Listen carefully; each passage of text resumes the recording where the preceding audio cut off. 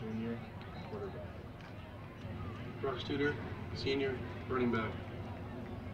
Colin Husagen, senior.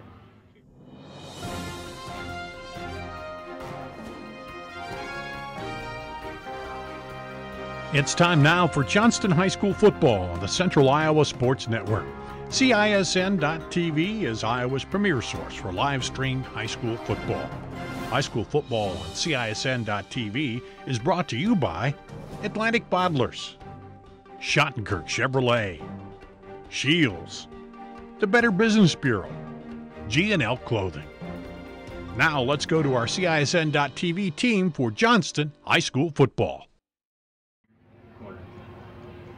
Good evening, everyone, and welcome to Johnston Stadium, the newest football stadium in the state. Dar Danielson here with Joe Danielson as we open up Johnston Stadium tonight here on CISN.TV. And Joe, looks like the fans are all excited about breaking in this new stadium. Yeah, we got a packed house here, and we're right up in the middle of it as everything fills up and the player introductions get underway.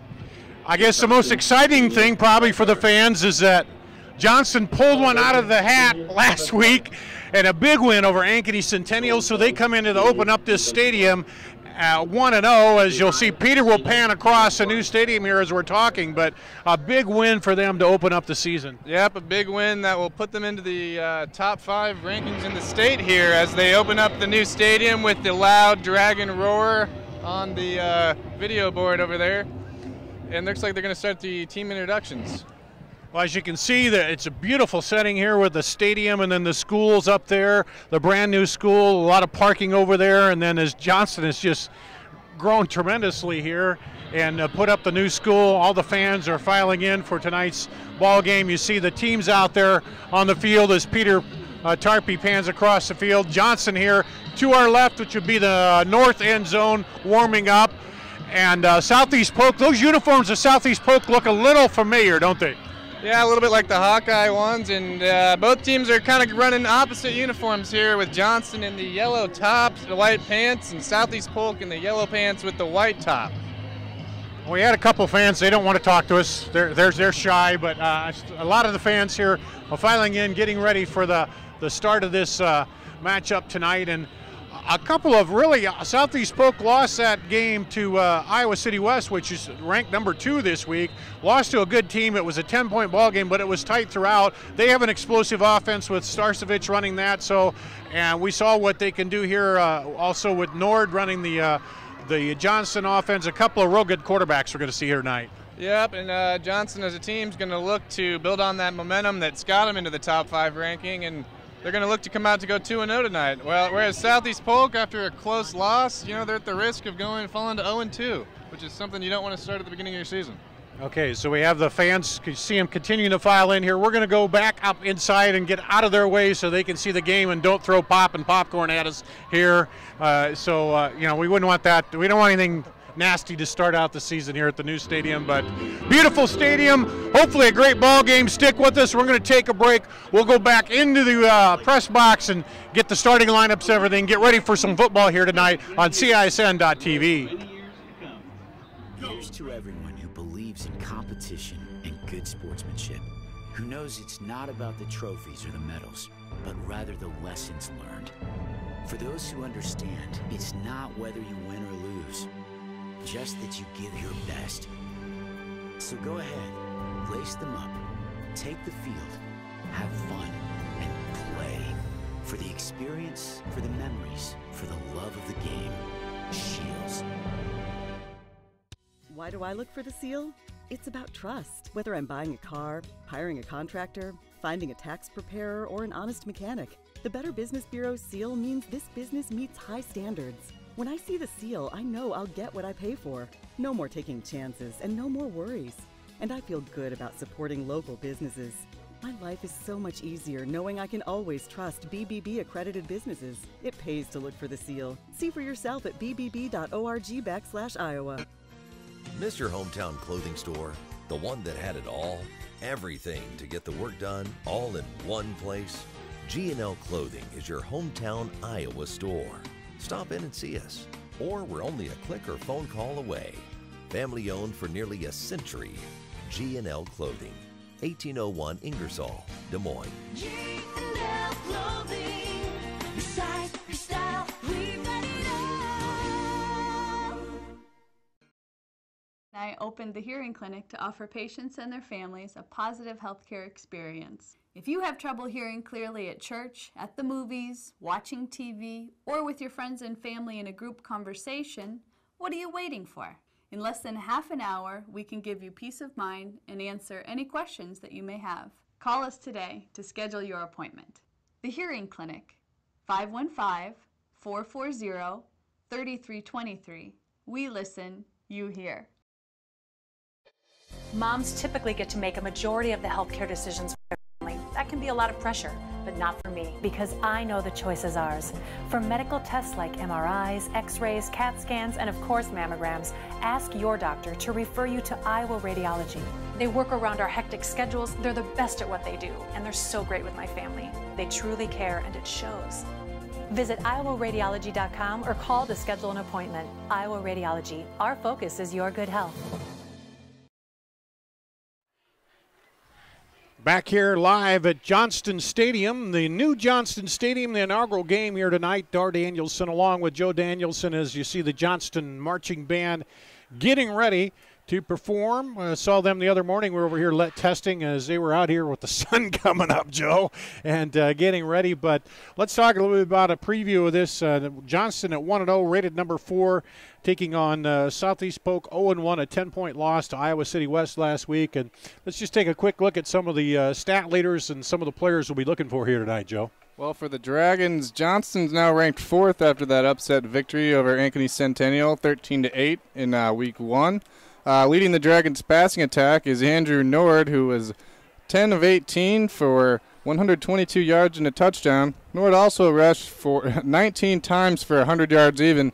And you got to look at that as Andrew Nord's a big part of this Dragons offense with 40 touches alone coming from him. And then you look at Southeast Polk's quarterback. He is a big part of the offense too, isn't he? He had 15 of 32, 262 yards, a touchdown and an interception. He had rushed for 11 times, 53 yards and a touchdown. And is he on there? Did I see he caught a pass too? Yep, I have him on here as one reception, caught a pass for 18 yards. I'm guessing that's a trick play there. Yeah. Nathaniel Flynn, the backup quarterback's 1 of 1 on the year. Maybe look to him. Shane Sarskovich will be all over the field. Obviously, they had to use him in all 3 ways in the first game. Let's pause now for a national anthem.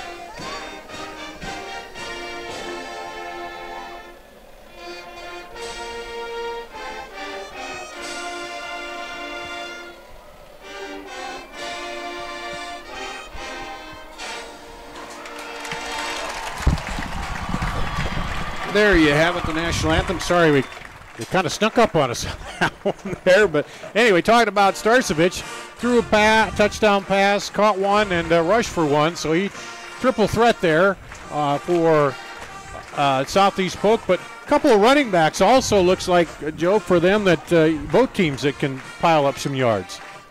Yep, running backs for both teams each had 13 to 14 carries. Only about 50 yards apiece for both of them. So both teams were looking to get the running game going early. A little bit of a struggle there. Both quarterbacks, however, have also rushed the ball, with Andrew Nord rushing it for about 19 times and Skarsevich rushing for 11. Some receivers for Southeast Polk, who was also a running back, is Gavin Williams caught 4 passes for 108 yards and a touchdown. And Nathaniel Flynn, the backup quarterback, also caught four passes for 82 yards.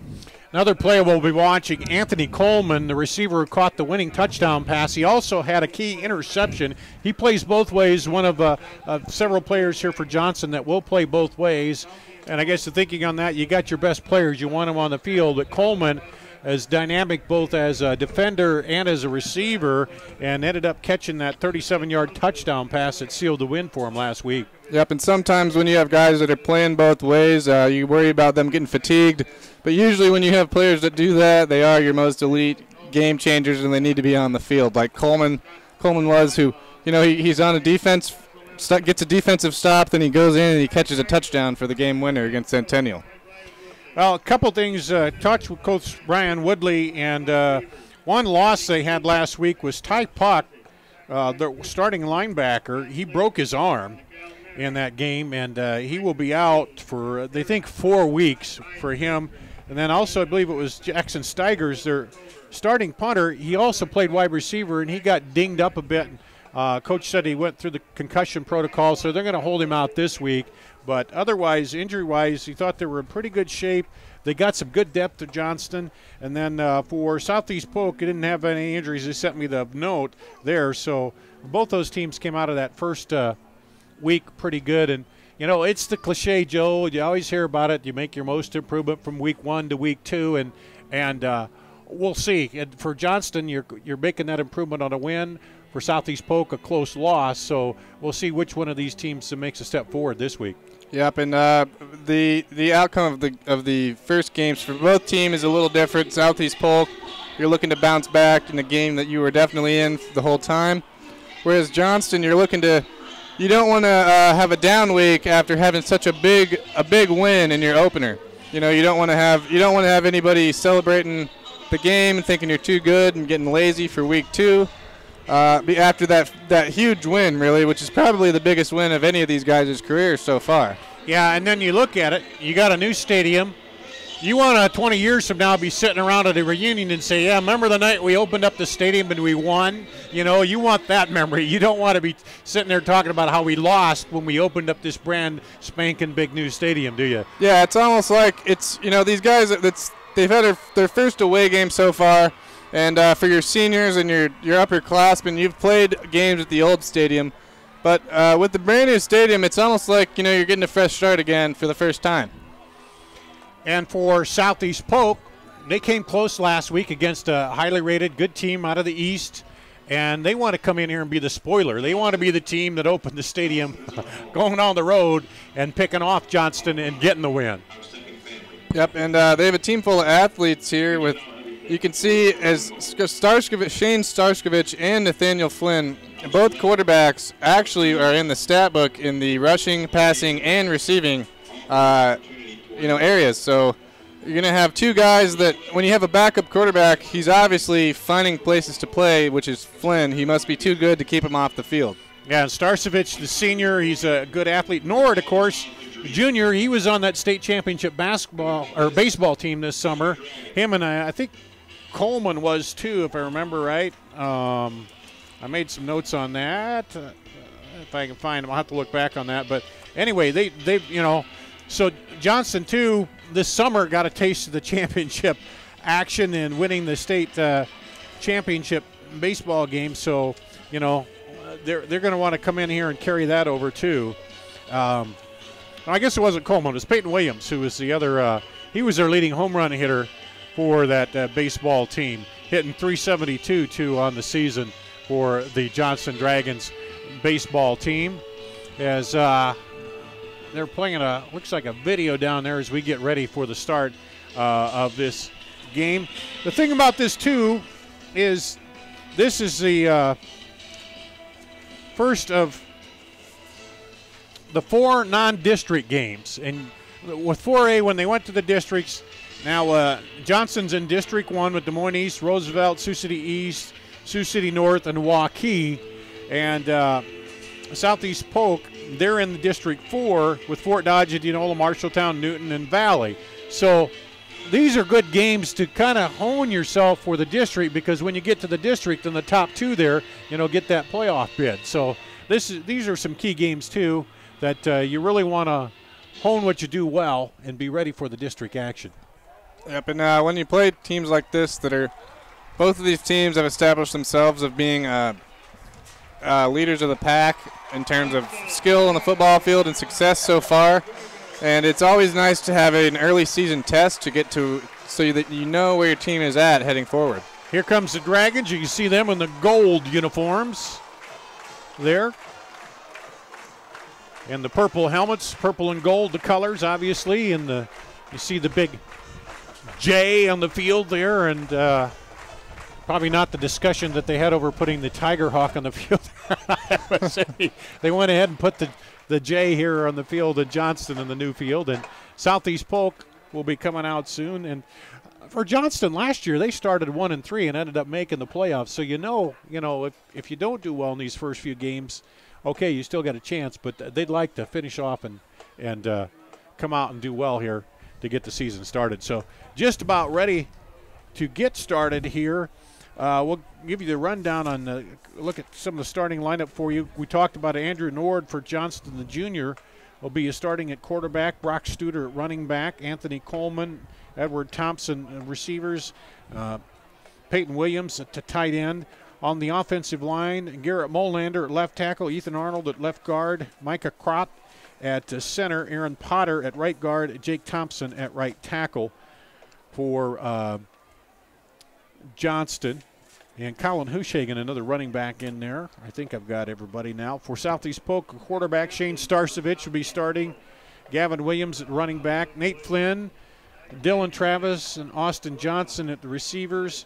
All across the line, Josiah Rowland, Aaron Martinez, Ethan McDaniel, Ryan Moremus, and Gabe Hausman there. As the captains are out, and let's see what the call is here. And looks like the official waiting for the PA. Okay. Okay, so Southeast Polk won the toss. Usually a lot of teams defer, but they want to get the ball right away, Joe, and come out. Yep, that's a good thought, especially here at Johnston again. It was opening on their home field. You know, if you can get the ball and score, maybe take the crowd out of it early a little bit. So we'll see Johnston kicking off. Colin Hushagen, the kicker. He had 2 touchbacks last week. 2 of 2 field goals, 101 PATs for the Johnston kicker. And, of course, those field goals were key in that tight matchup that they won there. 13-8, yep, 13-8 score. Over 13-8, so the 2 field goals are really key in that one. And he's ready to kick it off. Let's see, back deep to receive is 21-5.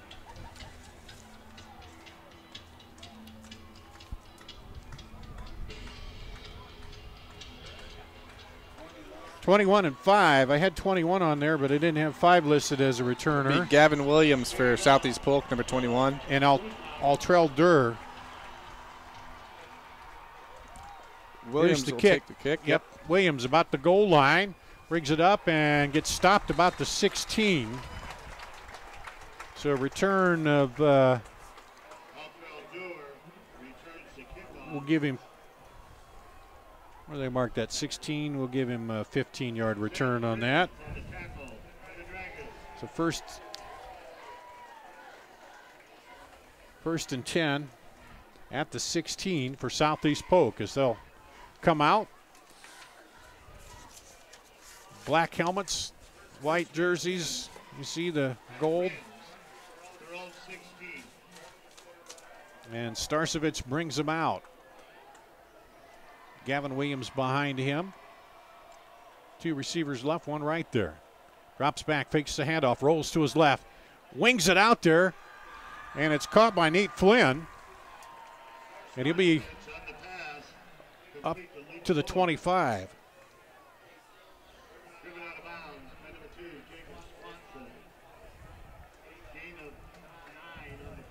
Gain 9 there. Brings up 3rd and 1.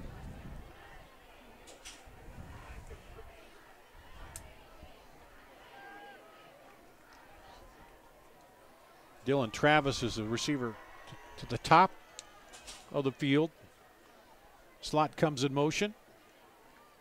Fakes the handoff. Starcevich keeps it himself, turns up the right side, gets across the 30. He'll get the first down. Pick up about 6. So he's showing right away he's a threat, Joe. Yep, two running plays off the bat, a little bit of option, handing off to Gavin Williams and Starcevich here for 2 solid gains early on the ground. 1st and 10 at the 31. Well, I guess the first one was a pass there through the air.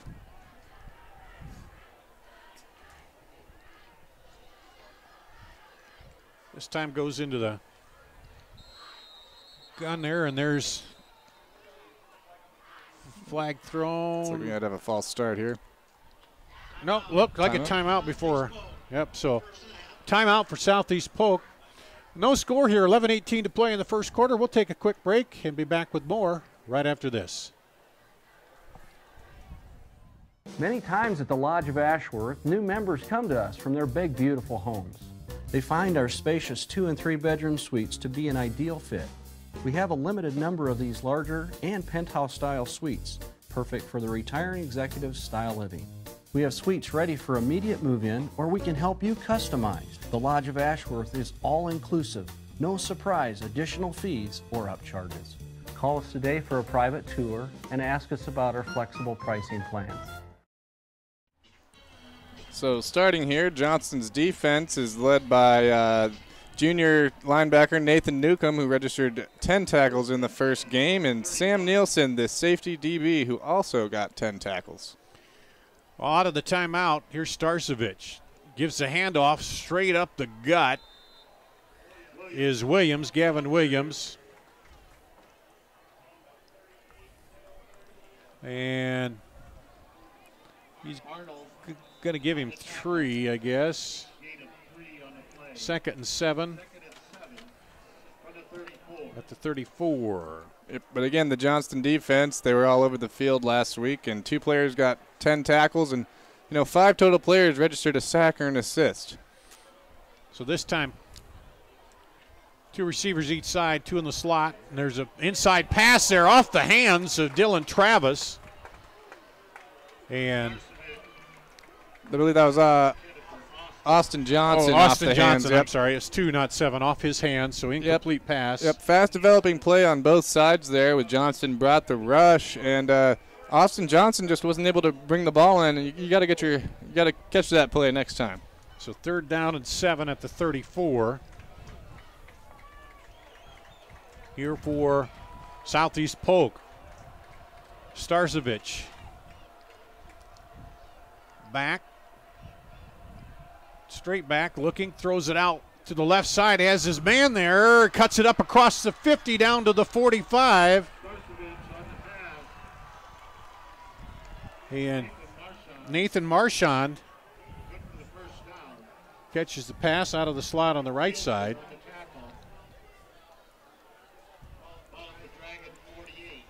And that makes a 1st and 10 at the 48. A pickup of 14.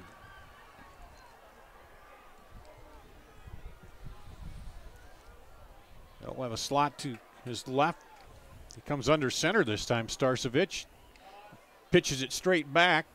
Looking for room outside. Gets by 1 tackle. Still going is Gavin Williams, and he did a good job to avoid the tackler in the backfield and pick up something off that, Joe. Yep, and that's something I just mentioned is Johnston gang tackling there. 4 guys on the surround Williams after he made a nice move to gain a couple yards on what looked like a broken play. But you did mention Starcevich going under center there. That's a skill that you don't see from that many high school quarterbacks, is the ability to go from the gun and then to under center. And they've also been playing in, like kind of a pistol formation for those handoffs. Yeah, you rarely see him go under center if they play that type of offense. And here he goes again back into what you call that pistol formation. And drops straight back, looks to his left, now moves up ahead, now throws on the run, got a man behind the defense and a little high there over the head of Dylan Travis. Yeah, but Blake Murray, the junior DB, was on the coverage one-on-one down there and just Austin Johnson just couldn't get turned around to get his hands on it. So that brings up 3rd and 8 here. And let's see. See what they do here on 3rd down and long. In that pistol again. Starcevich rolling left. Looking. Throws across his body. Has a man there up at the 35. And for the first down, was that Lucas Kaser? Flynn. No, Flynn. Okay. So that was a 11-yard pickup. They needed 8. So 1st and 10 at the 35 of Johnston. Moving down the field. Started back at their 16 off the opening kickoff. Slot comes in motion, and a little counter actually keeps it himself and goes up the middle. He faked it to the slot, then faked it to the back and kept it himself and ran right up the gut. So good little misdirection there by Starcevich. Picked up 7. 2nd and 3. So nothing flashy yet, Joe, just eating up chunks of yardage up the field. Yep, good plays by both teams. And Southeast Polk has been able to convert on 3rd down so far here. Here's Starcevich. And nope, fakes the handoff, keeps it himself, and follows Gavin Williams through the hole. And that time, Johnston diagnosed that pretty well. Yep, after the 4th or 5th time, this Johnston defense is ready for the option handoff, and Starcevich kept it and didn't really find any room to run there. No gain there. Starcevich, 3rd and 3, so another big 3rd down here for Southeast Polk. They send Flynn and Travis to the right side. Gives a handoff to the back. He cuts it up inside and looks like he's going to bowl over Gavin Williams for the first down. Good hard inside power running by Williams. Yep, forward progress and a hit from a big lineman will send him forward for the first down. So 3rd down and 3, picked up about 4. 1st and 10. Well, we'll give him 3 right at about the 25, they're going to call it. And same formation. Here's Starcevich. This time he gives it off to up the middle, busts it through up the gut is Gavin Williams. And running tough inside, pounds it right down to the 14, picking up 10, so 1st and 10 at the 14. Though they started at their own 16 after taking the opening kick. And here we go. 7 minutes to play in the first quarter. Handoff inside, looking for room, pounding around. And it looks like he kept it. He didn't hand off. He fooled me that time. He did keep it. Yep, Johnston wasn't fooled. They got him in the backfield for no gain there. Or gain of 1. Yeah, picked up 1. So 2nd and 9, ball to 12 for Southeast Polk. Trips to the right side now for Starcevich. Gives the handoff this time, and putting a shoulder down and plowing ahead is Gavin Williams. And picks up a good chunk there. It's going to be 3rd and short here, I think. Yep, and Southeast Polk is converted on 2 or 3 3rd downs this drive alone. And, this big, long opening drive is really what you want if you're Southeast Polk to silence this Johnston crowd. So 3rd down and a long 3, we'll call it 4 here for Southeast Polk. Starcevich fakes the handoff, rolls to his right, looking, and he's knocked down behind the line of scrimmage. Pulled down by Number 21. Nathan Newcomb. Yep. Nathan Newcomb read that perfectly and pulled him down. So, loss 4. Yep, and Nathan Newcomb registered a sack last week also, and here he is again to disrupt the play. 4th and 9 at the 13, so ball be placed at the 20. There's a snap. The kick is up. And it's good. The field goal from Luke Williams. Luke Williams. In the first quarter, 4:57, 23-yard field goal. Makes it 3-0 Southeast Polk. So they drove it down there and went, what is it? Let's see, 64 yards, a 64-yard drive. It's at least a 10-play, 64-yard drive there. See, 1, 2, 3, 4, 5, 6, 7, 8, 9, 10, 11, 12, 13, 14, 15 plays I had. Yep, a 15-play drive. 16 if you include the kick, yeah. You know, you got a field goal out of it, but still you got to be happy if you're the head coach for Southeast Polk. You come out and you lull the crowd to sleep with a 15-play drive, and you go down and you get some points out of it to take the lead. Well, now they'll kick it off to Johnston. And back is Anthony Coleman, number 5, and Brock Studer, number 22, back deep to receive for the Dragons, who now trail 3-0 here. Off the opening drive by Southeast Polk, but the defense held. And we're set for the kickoff. It's Southeast Polk in the white. And there's the kick taken by Studer. About the 7. Looks for room. Cuts it up to 15, 20. Across the 20. Bowls his way up to the 24. Yep, nice job to keep the feet churning and gain about 5 extra yards after contact. So picks up 17 yards on the return by Studer. And it'll be 1st and 10 at the 24. As they start with 4:51 to play here in the first quarter. Johnston trailing by 3. Studer lined up behind Nord in the backfield, and he goes in motion. They wing it out to him. There's a flag down as he catches it, but there might have been some motion or formation issue there because the flag came in right away.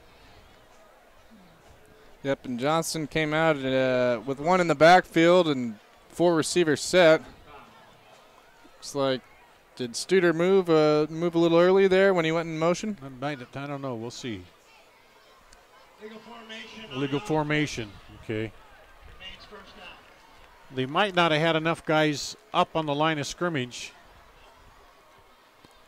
there, but so penalty there. Illegal formation makes it 1st and 15 at the 19. So we'll do it again. This time across the formation in motion. Handoff to the wing, cuts it through, breaks it across, all the way up across the 35 to the 30. Blake Murray up to the 37. Yeah, Blake Murray took the handoff and turned on the Jets, and he hit the hole very hard and broke 2 or 3 tackles there to get to the 2nd level. And I think he's still down out there on the turf. And that's not, it's not something you want to see there as you show a promising play. So we've got a timeout for the injury here. We'll take a quick break. Southeast Polk leading Johnston 3-0 here, 4:37 to play in the first quarter. Back with more after this on CISN.TV. At Mid-American Energy, part of putting power in your hands is helping to keep families safe. That's why Mid-American provides free educational safety programs to schools, asks you to call 811 before you dig, have annual furnace inspections, and be aware of hazards at home. Mid-American Energy safely delivers electricity and natural gas to us in good times and stormy ones. That's Mid-American Energy. Schottenkirk Chevrolet's Summer Drive event featuring the Power Price. If it's not the Power Price, it's not the lowest price. New 17 Silverado Double Cab All-Star Edition 4x4. Power Price. $269 per month lease. Only $19.99 down, includes all fees. Power priced 17 Silverado Crew LT 4x4s. $35,290. That's $13,000 off. Power priced 17 Cruise LTs. $16,890. 17 Malibu LTs. $20,390. 18 Equinox LTs. $23,990. Hurry in for best selection. Schottenkirk Chevrolet on the west end of Hickman, Waukee. Back here at Johnston, Blake Murray shaken up after picking up 19 yards, getting the Dragons a first down on their first play. He goes out, and here's Nord, fakes it, rolls left, looking downfield. He'll decide to keep it himself, turns it up to the 45 and runs out of bounds at the 46. So he picks up about 8 yards, 7 yards. Yep, and he's a little hesitant there to tuck the ball and run. He had a nice giant hole that opened up and closed pretty quickly, which led him to hop out of bounds there for the 8-yard gain. Well, he kept looking upfield. That's what you like to see. He didn't give up right away and pull it down. So trips to the left. Nord calling. He's got Studer back there with him. They look to the left. And yep, I did hand it off to Studer. Took a minute there, and Studer gets pulled down immediately by Willie Peck. Yep, Peck got in the backfield and got a hand on Studer right away as soon as the ball was handed off for the nice stop. So got a 1, so it's 3rd down and 2 here for Johnston on their opening drive here. Southeast Polk got a field goal. Here's Nord. He's got Studer lined up behind him, a receiver to each side.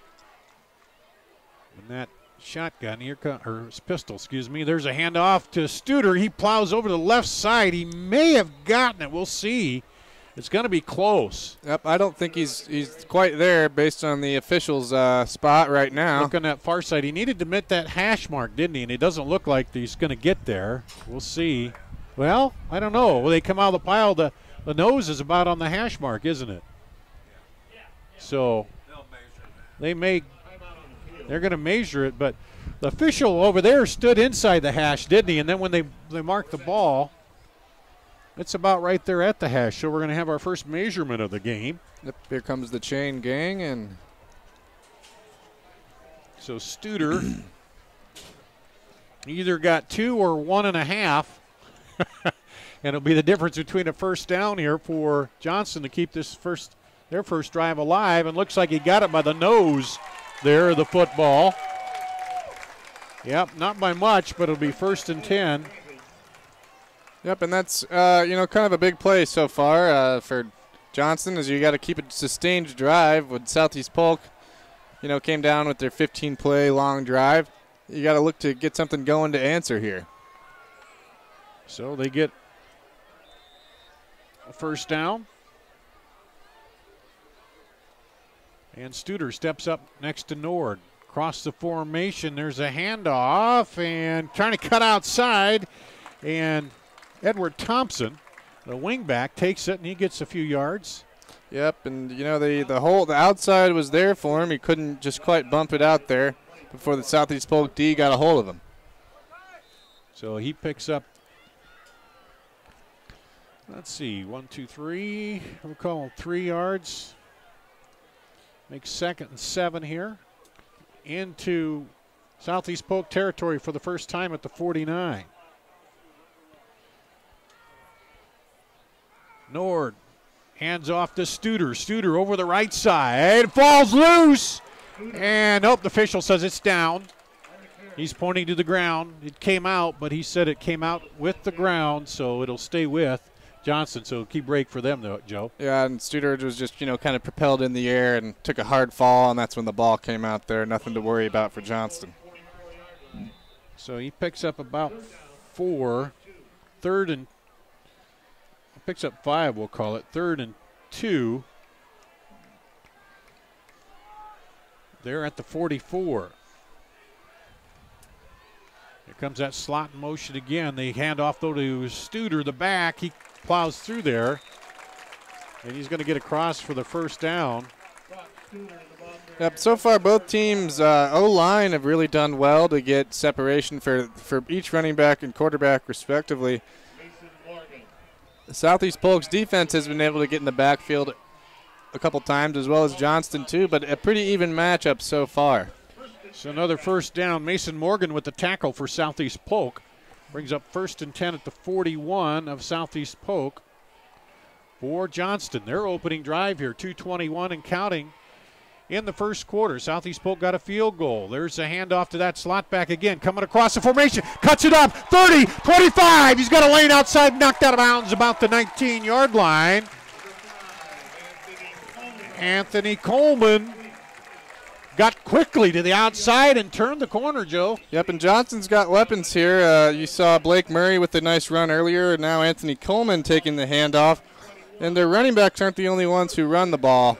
When they come out in those trips set and they send guys in motion, they're really going to look to find the outside because that has been there multiple times so far. 1st and 10 at the 21 for Johnston. They're now threatening. Slot back comes inside. Nord fakes it and keeps it himself and gets spun around right out of the hole there. Yep, Willie Peck was not fooled at all by that one, and he met Nord in the hole, and the inside linebacker is going to win that matchup. Yeah, I said, no way, mister, and threw him right back for no gain. Brings up 2nd and 10 at the 21 for Johnston. Their opening drive after Southeast Polk took it, 64 yards and got a field goal. Here's Nord. 3 receivers to his right. They all turn and look now to the side for the play.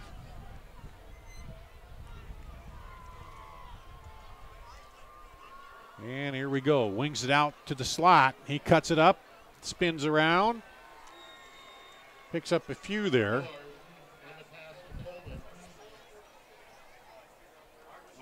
And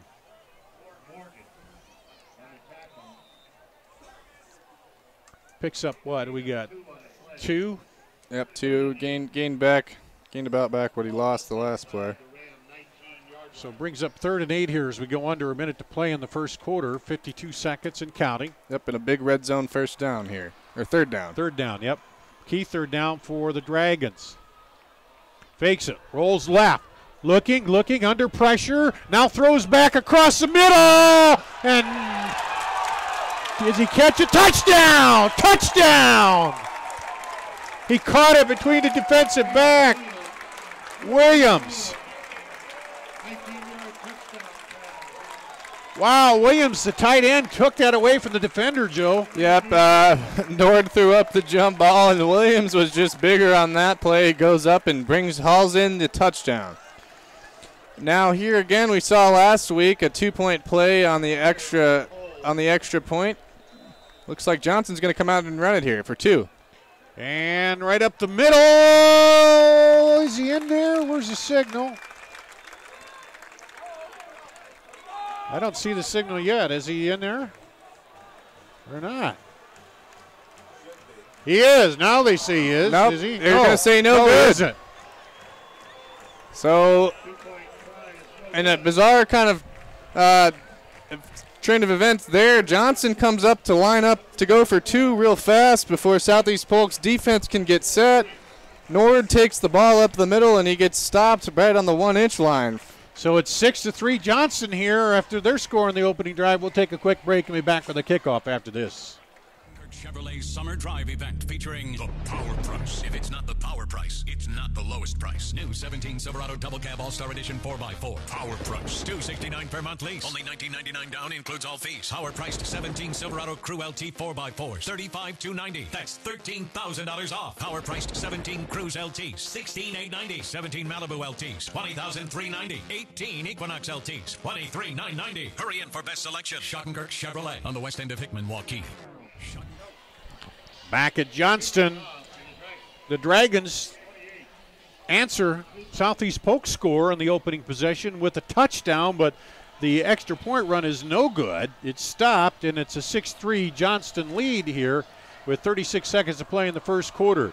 Here's the kick down, and that's going to go through the end zone for a touchback, and Southeast Polk will take over 1st and 10 at their own 20. So a couple of good methodical drives for both these teams to open it up, Joe. Yep, good football, and both defenses, toughened up in their respective red zones, with Johnston only allowing a field goal.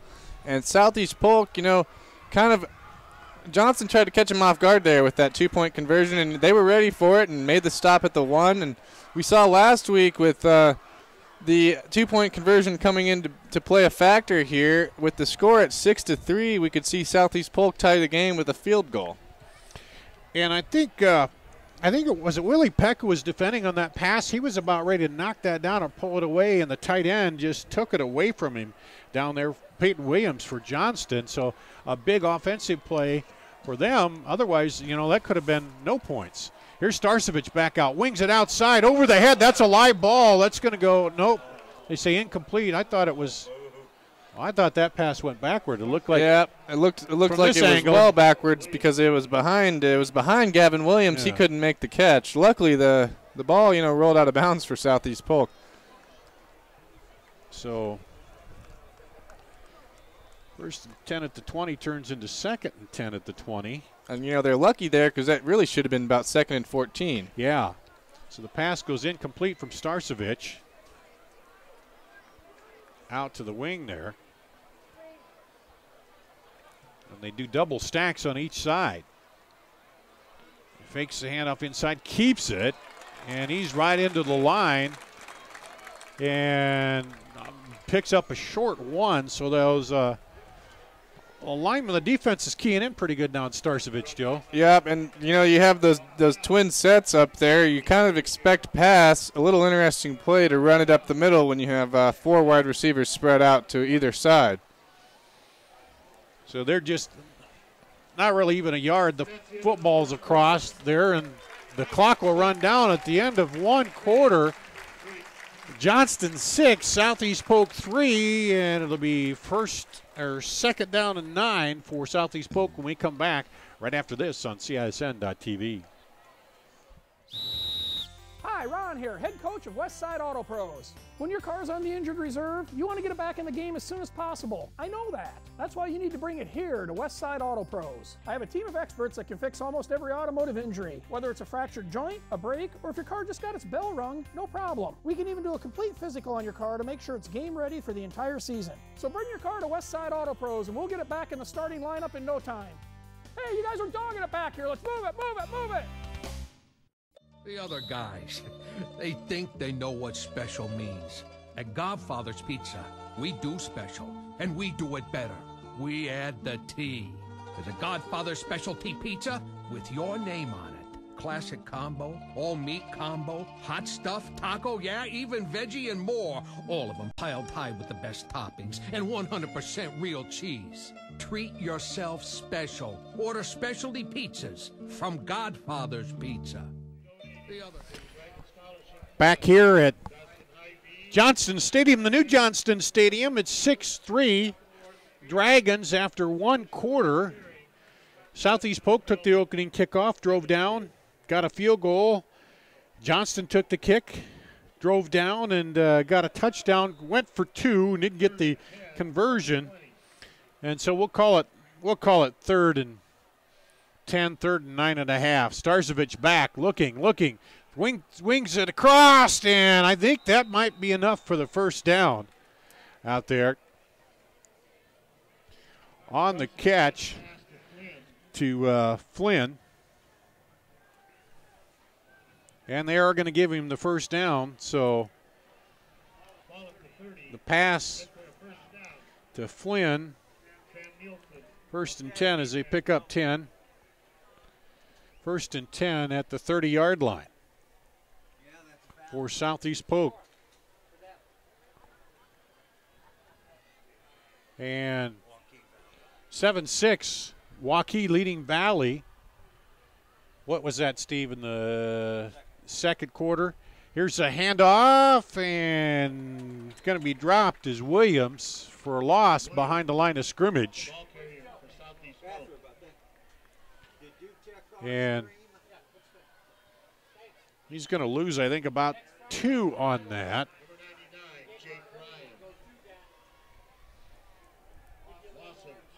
Being up 2nd and 12 for Southeast Polk. 2nd and 2, or 2nd and 12 rather, at the 28 for Southeast Polk.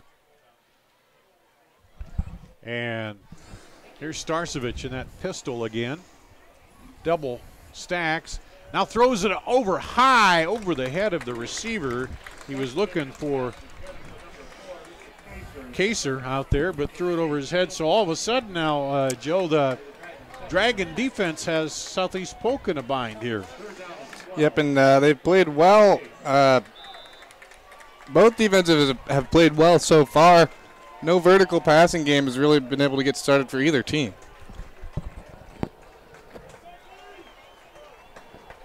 So I had 11 plays, I believe, on that Johnston scoring drive. Here's 3rd down and 12 at the 28. Starcevich drops straight back, looks, wings it out. Picked off! Picked off at the 33-yard line by Johnston. And is that Coleman? Let's see. Anthony Coleman gets his 2nd pick. Yep. And a big turnover here, the first turnover of the game. Yep, and Anthony Coleman is the guy you're going to be looking for on offense and defense for Johnston. So be 1st and 10 at the 29 for Johnston, and a big turnover there. Yep, and not only Southeast Polk's 2nd possession there of the game in the 2nd quarter. So it comes with 10:39 to play here in the 2nd quarter.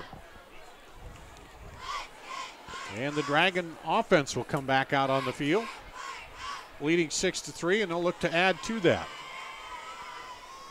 Studer steps up next to Nord. He drops straight back, wings it outside to the far receiver, and he can't handle it there. Nord's pass Intended for Gavin Sullivan. And that'll bring up 2nd down. Southeast Polk seemed like they had that fairly well covered. Yep, and Johnston's really been looking for the horizontal passing game so far, and Southeast Polk's done a good job of covering it out of the backfield. Handoff up the gut, driving ahead is Studer. And Studer's had a pretty good success so far, taking it straight up the middle. Studer's not a guy they're handing it off to get to the corner. So he'll pick up 4. Makes it 3rd and 6 at the 25 of Southeast Polk. Here's Nord. Studer steps up next to him again. Fakes it to Studer. Throws it over to the left side. There's a man wide open, but he goes to the inside man. And it's incomplete. It looked like, was it Coleman on the far side he had wide open? And he. Well, I think it was Gavin no, that's for Southeast Polk, was it? No, it was Edward Thompson. That was, I think, wide open over there on the outside, and he threw it inside to the guy who was double covered. Yeah, well, there was a 3-man there also, triple coverage almost, and it just a missed opportunity there with Thompson running unguarded into the back of the end zone. For a second there, I thought it was. Yeah, it looked like he was going to go that, to the corner there. So Hushagen comes in to kick the field goal. And it's no good. Low and to the right, I believe, there of the. That would be a 42-yard kick. He had the distance, and it just a little off to the right. So came out kind of flat, too. So with 9:48 to go, they'll turn it back over to Southeast Polk, and I believe that's the first miss by Hushagen. Yeah, he was 2 of 2 with a long of 38 in that first game in the win. And 42-yarder there, and looks like Yeah, the wind seems like it's blowing across into us here. The flags on that goalpost aren't moving much, so. It is starting to pick up a little bit, a little breeze coming through the window maybe here. A little crosswind there. Anyway, Starcevich will bring him back out for Southeast Polk as they hold off the challenge there after the turnover and the handoff, looking for room, and flipped down. The Marchand carried the ball. But Nielsen for Johnston came in there for the tackle, and Nielsen and Newcomb are two guys that are going to be all over the place again for the Dragons, as well as Anthony Coleman on defense.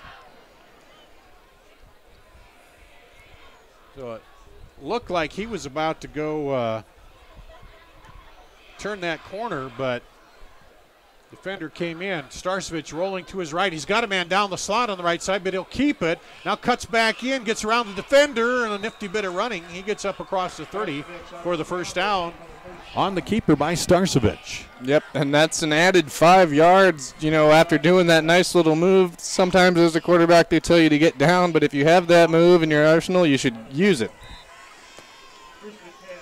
So it picks up about 11. First and 10 at the 33, their own 33 for Southeast Polk.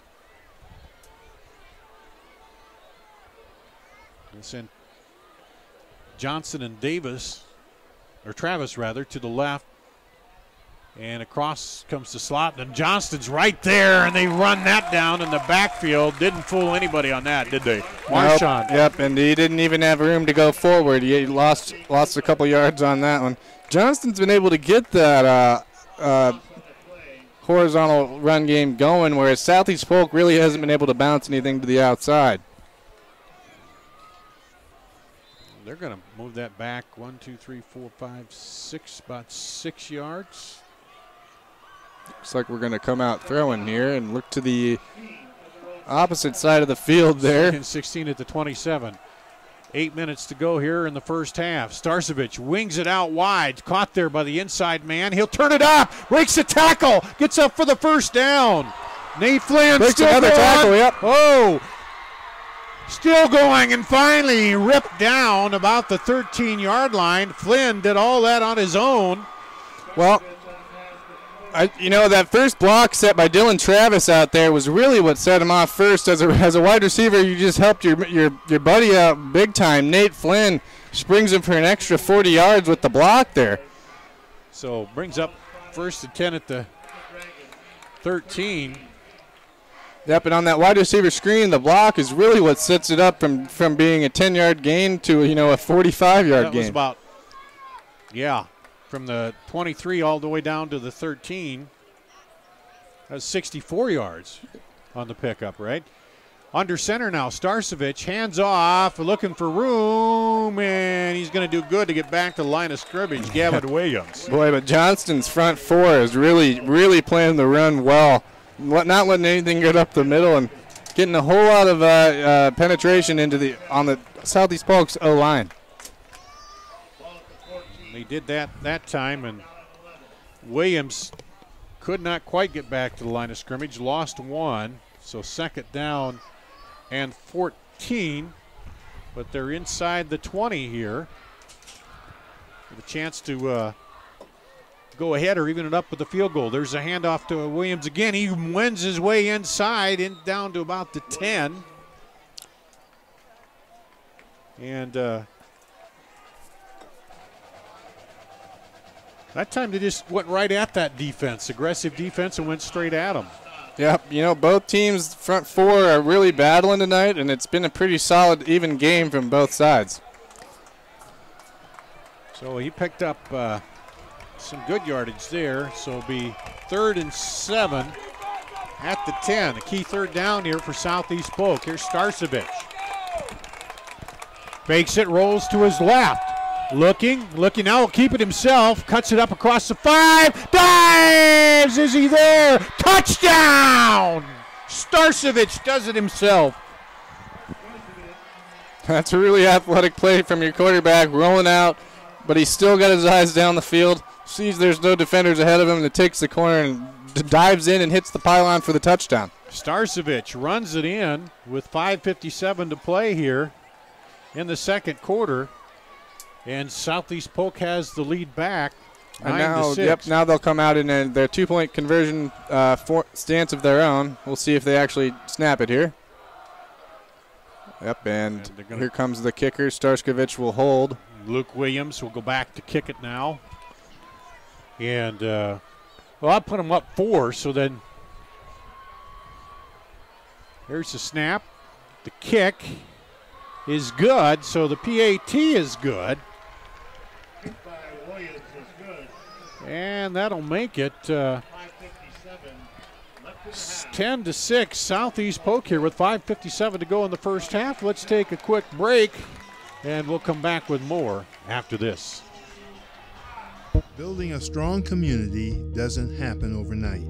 It takes a vision for the future, the ability to turn a challenge into a success, and individuals who inspire new generations of growth.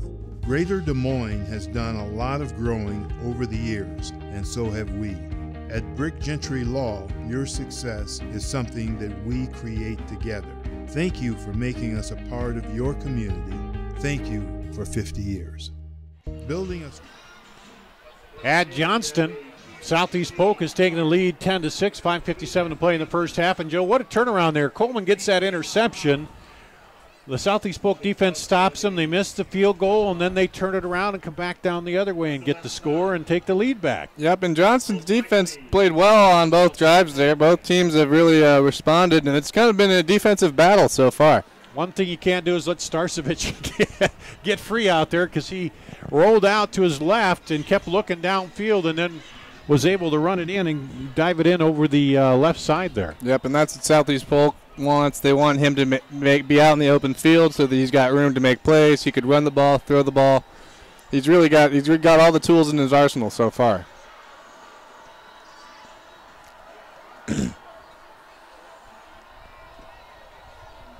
So Thompson back deep and Studer back deep for Johnston. Neither one's going to get a chance at that one as it bounces 5 yards deep in the end zone. Will bounce out. Once it hits the end zone in high school, you can't return it. So if you got a good kicker who can boom it down there, it's an automatic back to the 20-yard line. Now, can you receive the ball in the end zone and not return it? Nope. No more returning. Yep. Once it breaks that plane, you can't bring it out. And so now this will be Johnston starting out here. 1st and 10. And first possession, they had it at the 24, and then this will be one of the worst field positions they've had, but we'll see what Nord can do here. Andrew Nord brings him out. Slot comes in motion. And then they hand it up the middle. Studer plows through there and gets a big gain on first down, about 9. Just about broke that one.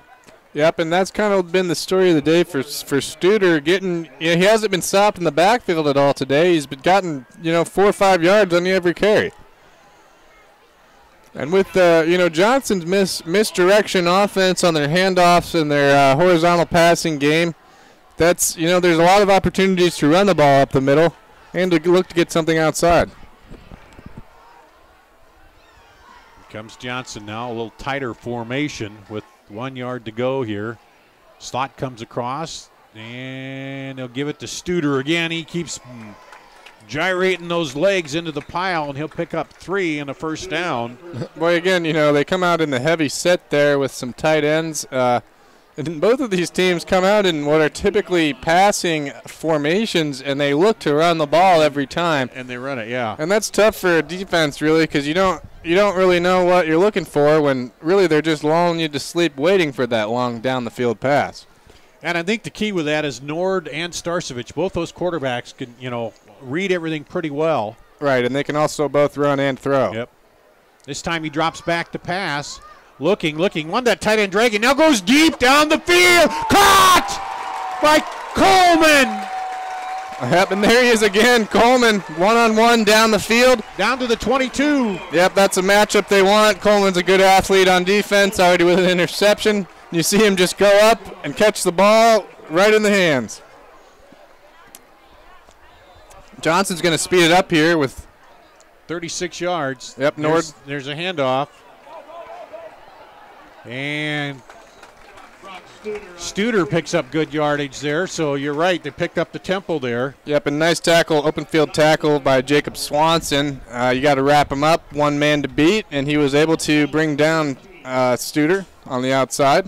2nd and 2 at the 14, so right away Johnston's back threatening here. Yep, and you see after that big play, they look to speed it up. That's something they want to do, keep the tempo going. Clock rolling, 4:24 to play, first half. Johnston on the drive here, 2nd down and 2 at the 15. Here's Nord. Motion man comes across, fakes it to him. Nord keeps it himself. Looking to turn the corner, can't quite get there, and is pulled down by number 6. Number 5, Anthony number 5. Coleman. Yep. Yep, he tried no, that was Durr. Yeah, he tried to give Durr the stiff arm, and he wasn't having any of it. So he picked up 1, 3rd and 1 on the 13. Nord looks over. He's got Studer behind him there. In the slot is Nuttall Davis. And Nord will keep it himself. And he gets the first down, I believe. We'll see.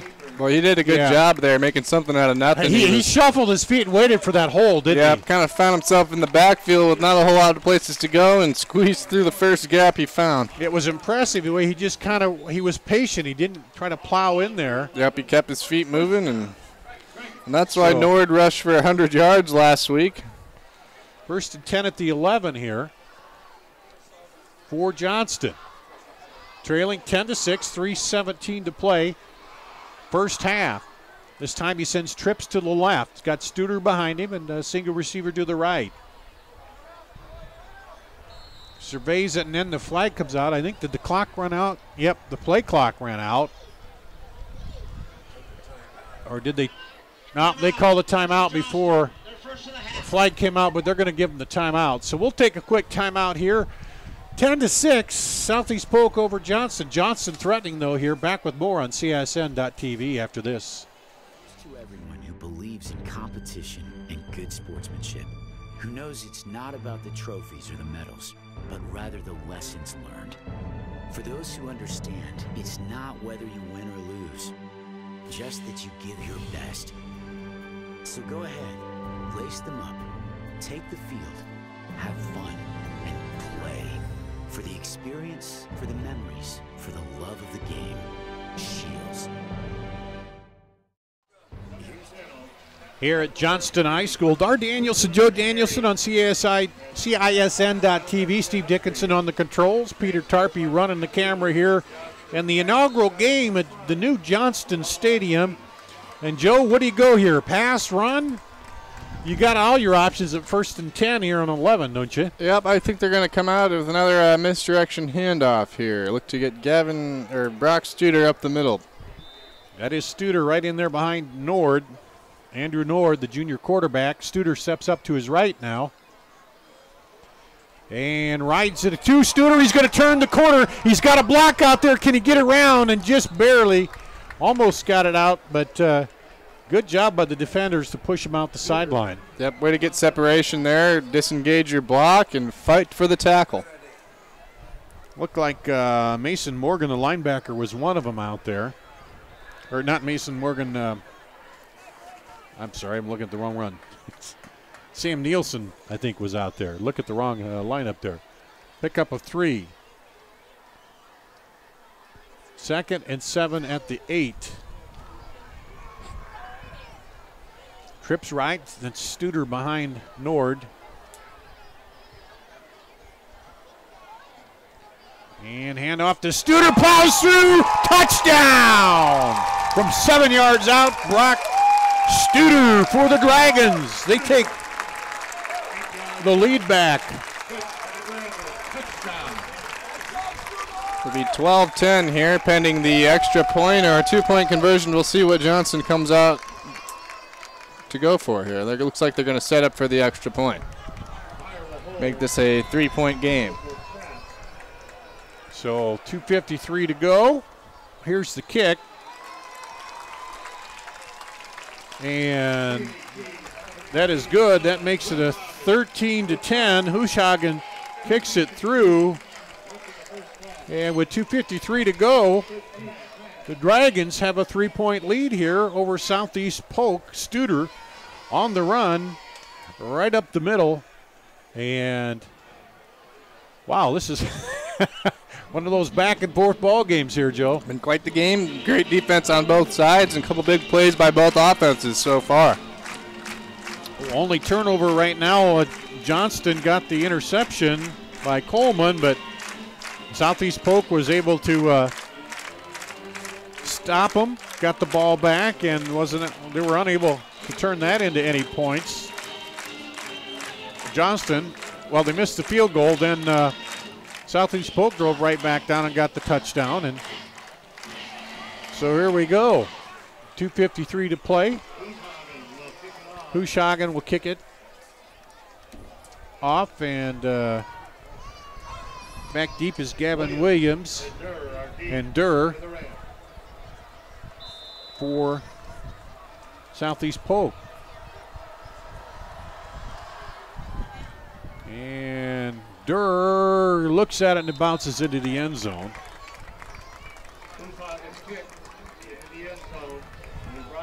And it'll be 1st and 10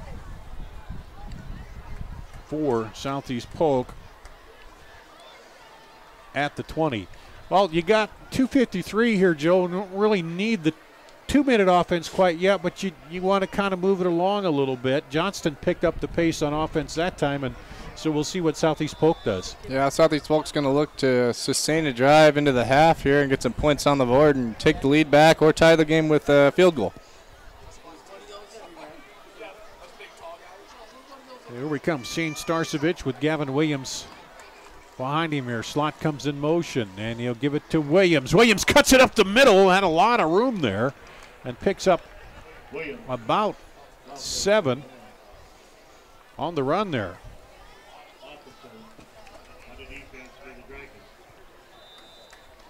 So that'll bring up 2nd and 3 for Southeast Polk.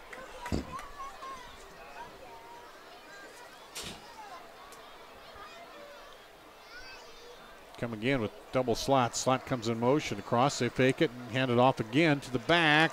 Yep, and this time nothing doing up the middle for Williams. Johnston's defense collapses hard on that one. Williams stuck it right in the hole and got nothing. It brings up a key 3rd down here. 2:05 and counting. 3rd and 3 in their own territory. The 27 for Southeast Polk. Here's where you got to watch Starcevich again. You can't let him get loose if he drops back there and starts rolling. You got to keep an eye on him. He'll come under center now. He's done that a few times. And handoff and pounding ahead and couldn't quite get there. Gavin Williams started to get up ahead of steam, but he's going to be short by about a yard. Needed 3, picked up 2. Johnston calls a timeout. Yep, and you'd think they might have done that a little earlier to save some time, but with a minute and a half left here, you could still get something going maybe. It'll be 4th and 1 at the 28. Well, we'll see. They still got quite a bit of time. Let's take a quick break, and we'll be back with more after this on CISN.TV. Miss your hometown clothing store? The one that had it all? Everything to get the work done, all in one place? G&L Clothing is your hometown Iowa store. Stop in and see us, or we're only a click or phone call away. Family owned for nearly a century. G&L Clothing, 1801 Ingersoll, Des Moines. G&L Clothing, your size, your style, we've got it all. We're here at Johnston, 1:32 to play first half. the Dragons have stopped him, and they're going to punt. And, Joe, they got a pretty good punter back there, Southeast Polk. Yep, Peyton Atson had 4 punts with a 50-yard average and a long of 69, which is a pretty long punt. You think he might have got a friendly roll on that one. So back deep is Coleman and Thompson. And it's heading toward Coleman. He waved that hand and then let it drop. And so that's going to be, because he did wave the hand for the fair catch, so he can't return that. Yep, and that was a perfect punt. He's mad. Perfect spiral, as we talked about, and it would have rolled about 20 more yards had Johnston's player not picked it up there. So, Coleman, so he, let's see, 40, 51. So that was a 49-yard punt. Right, and that would have rolled a lot farther had Coleman not touched it. Kind of smart play right there. They would have. Well, and he called the fair catch, so if he'd come up and caught it there, he would give him a few more yards too, but either way, Johnston takes over, 1st and 10 at their own 23 with 1:23 to play. Yep, they're going to see you looking for Coleman deep here, I believe, again. As that worked for him last time. He's out left. Here's Andrew Nord. Rolls left, looking. Now he's under pressure, throws it back the other way. Is there anybody over there? We'll see if the flag comes out. They're looking at it, and the linesman's talking to him, and there goes the flag. That's going to be grounding. Yep. There was just nobody on that side to throw to, so that's going to be intentional grounding.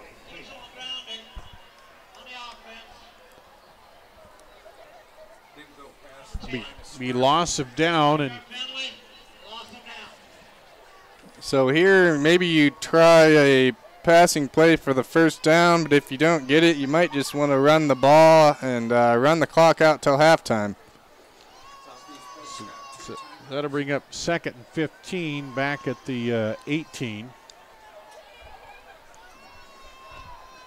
for Johnston. 1:16 to go. Southeast Polk does have 2 timeouts, so if they don't do anything here, I would say that Southeast Polk might call a timeout if they don't pick up much yardage here. Here's Nord. Wingback comes in, hands off, looking for room is Studer, and he'll get a couple. Yep, and that'll run a significant amount of the play clock down here. It looks like Johnston will take the ball into the half. Unless they come out and maybe run a passing play here. They might. Let's see what they do. Well, I don't know. Well, I might go. I'm surprised that Southeast Polk didn't take the timeout to try to get the ball back here. Maybe both coaches are satisfied with what they've seen so far and want to go into half. No, as is. 3rd and 13. Here's Nord. Coleman comes in motion. They give it to Coleman. He'll try to turn the corner, and he gets tripped up. They're at the line of scrimmage. So they're going to try to use Coleman's speed on that inside handoff. And he gets tripped up, so it'll bring 4th down. And Ira on this shoestring tackle there to catch Coleman. Yeah. And that's a good play. So now Southeast Polk takes the timeout. And there's 26 seconds left. Not sure what you can really do. Maybe hope for a punt return or something of the sort. Yeah. Well, you get a good punt return or long pass, throw it in the end zone, a Hail Mary, what the heck. New stadium, they haven't had the Hail Mary pass yet here. So a little bit of clock management coming into play here at the end of the first half. 26 seconds to play in the first half. Let's see if what they do is Johnston's punter comes out. Chris Boyle, they talked about it, their other punter was injured in the first game, and he's not playing tonight. So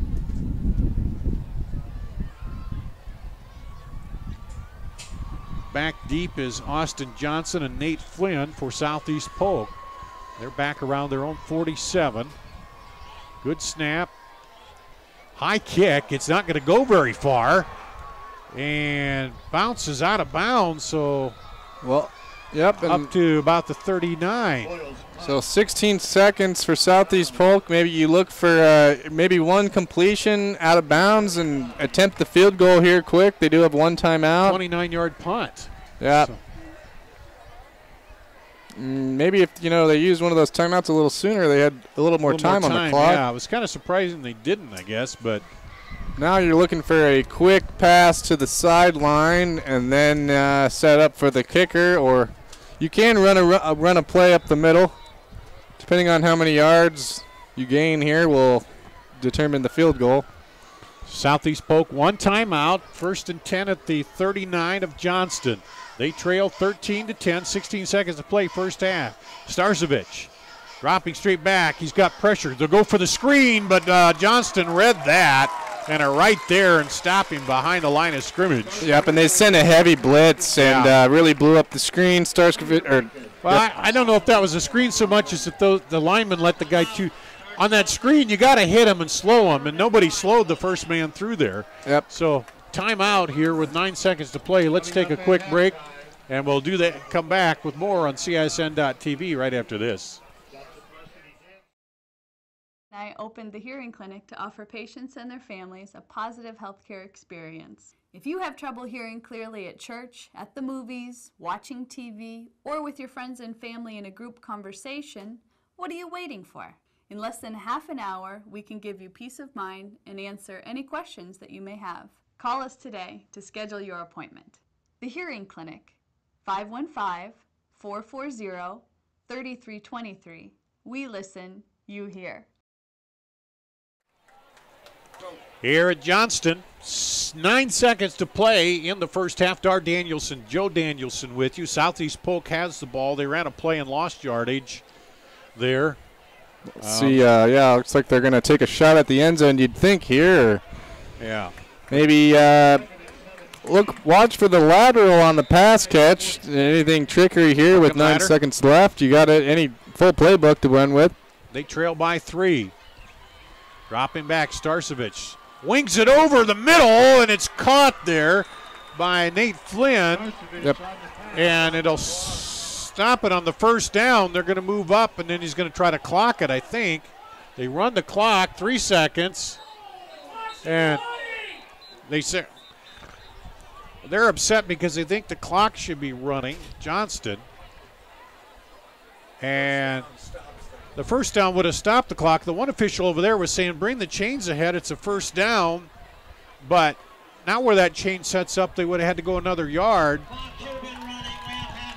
Okay, so the official straightens that out, said that 3 seconds is gone, folks. We're at halftime. Well, that could be big, though. Were they in field goal range right there, Southeast Polk? Well, that would have been a long one. 47-yarder. So yep, so a little bit of the drama at the end of the half there. With the wind, yeah. So Southeast Polk will go in trailing. Johnston will go in with a 3-point lead here, 13-10 at the half. We'll take a break, and we'll come back with our halftime and look at a few of the stats in the first half. That's coming up after this on CISN.TV. Do I look for the seal?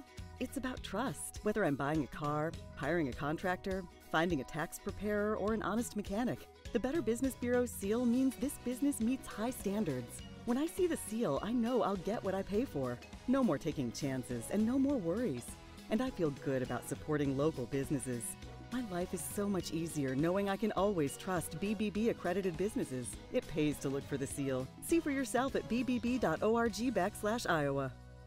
Why do I look for the seal? It's about trust. Whether I'm buying a car, hiring a contractor, finding a tax preparer, or an honest mechanic, the Better Business Bureau seal means this business meets high standards. When I see the seal, I know I'll get what I pay for. No more taking chances and no more worries. And I feel good about supporting local businesses.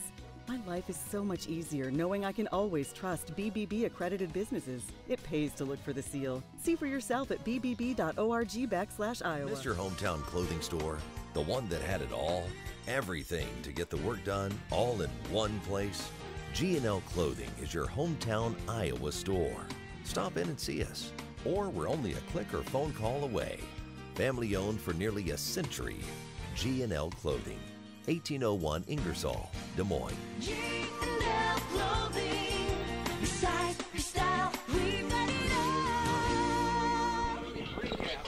We are back here at Johnston High School. You see the Johnston dance team out there. 13-10, the Johnston Dragons leading here in the opener for this stadium. And it's let's run down the scoring here in the first half. Southeast Polk took the opening kickoff and drove it down. And with 4:57 to play in the first quarter, got a 23-yard field goal, and they took the early lead 3-0. Johnston got it back, drove down on their first drive, and got a 19-yard pass north to Williams with 36 seconds to play in the first quarter, excuse me. They tried a two-point run. It was no good, and it was 6-3 Johnston. Southeast Polk came back. They took it down, and with 5:57 to go in the second quarter, it was a 10-yard run by the quarterback, Kyle Starcevich. He scrambled left, kept looking, and then ran down and snuck it in over the left side for the touchdown. The PAT kick was good, and it was 10-6 Southeast Polk.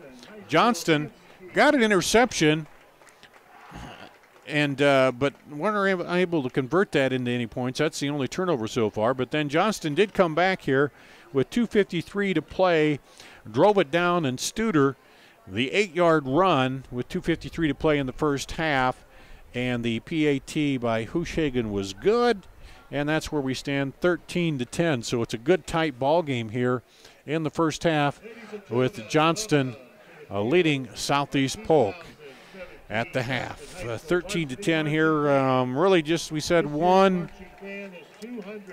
turnover, a Coleman interception, and Coleman had a couple big plays there, so he's been, as we thought he would be, both offense and defense, making a difference here. So we're at halftime. Johnston with the lead. We're going to take another break. We'll do that and then be back with more of halftime after this on CISN.TV. When people visit the Lodge of Ashworth, they fall in love with our grounds. They're impressed with our dining room, but it is our spacious 2- and 3-bedroom suites that attract the most attention. With bay windows, full kitchens, large walk-in closets, and modern appliances, the Lodge feels like home. We have suites move-in ready, or we will help you customize. Create a home office, media room, or bedroom for visiting friends or family. Call us today for a private tour and ask about our flexible pricing plans. At Mid-American Energy, part of putting power in your hands is helping to keep families safe. That's why Mid-American provides free educational safety programs to schools, asks you to call 811 before you dig, have annual furnace inspections, and be aware of hazards at home. Mid-American Energy safely delivers electricity and natural gas to us in good times and stormy ones. That's Mid-American Energy. We're back here at halftime. Joe Danielson, and pretty much what we expected, Joe. A little bit back and forth here. Defense is holding some, but the offense is making a few big plays and able to, type 3-point ball game here. Yep, really both showing good showing from both teams. Big play, tight end touchdown for Southeast Polk. Coleman had that nice over the center catch for Johnston. And they've been able to break a couple big plays here. Really even game, back-to-back scoring here as Johnston scored first for Southeast Polk, then Johnston, and Southeast Polk again, and Johnston answered. A little bit of drama there at the end of the first half as Southeast Polk tried to get something going. Couldn't really get the field goal off. And overall, both teams are playing hard, and it's been a defensive battle. One of the keys probably that Johnston may talk about is finding Starcevich a little bit better, and when he drops back to pass, you can't just let him go. You got it, because he does such a good job. He keeps looking downfield, but then he's ready to run too at any moment. Yep, he's really dangerous when he rolls out on that bootleg, because it gives him the open field to either run. He's got good vision to pass, and he can throw on the run also when he's rolling out like that. Johnson has done a good job of keeping the spy on him there when he rolls out, but Starcevich is pretty athletic, and when you have a one-on-one with him versus a linebacker or a lineman, he's usually going to win that battle. See the Johnston marching band here. Andrew Nord, we haven't seen him run. He rushed for 100 yards in that opening game, but he really hasn't had to here. Studer's been doing a pretty good job, and the passing's been there. So, we'll see in the second half if they get to it where Nord has to do a little bit more with his feet and do a little bit more offensively for him. Yep, and he did a lot last week, and maybe that's something they wanted to, get his touches on the run down a little bit. He is your quarterback, and Brock Studer has been playing well so far. So, 19 runs for a quarterback is quite a lot. You don't really risk injury. And Studer's really done well getting, 3 to 5 yards up the middle every play.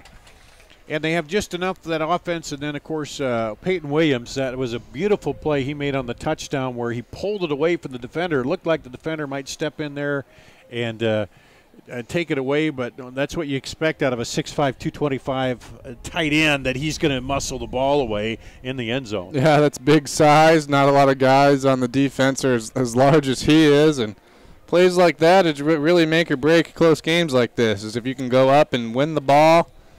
We talked about the extra point there, the 2-point conversion that was failed for Johnston.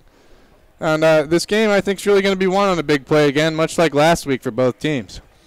And I look at it, I'm trying to look at my chicken scratches here, but really, I think there were only 2 penalties there. And I think both on Johnston, they had an illegal formation, and then they had that grounding by Nord where he tried to throw it away. So it's been a pretty well-played game here so far. Pretty, and you expect that. We saw things are a little ugly in the that first game at Waukee. There are a lot of penalties and stuff by both teams. But the second game of the season, you clean up some of those things, and it's been pretty well played here. Yeah, they've done so far. That one interception was a good play by Johnston on the defensive end. And, really both teams are playing good football here.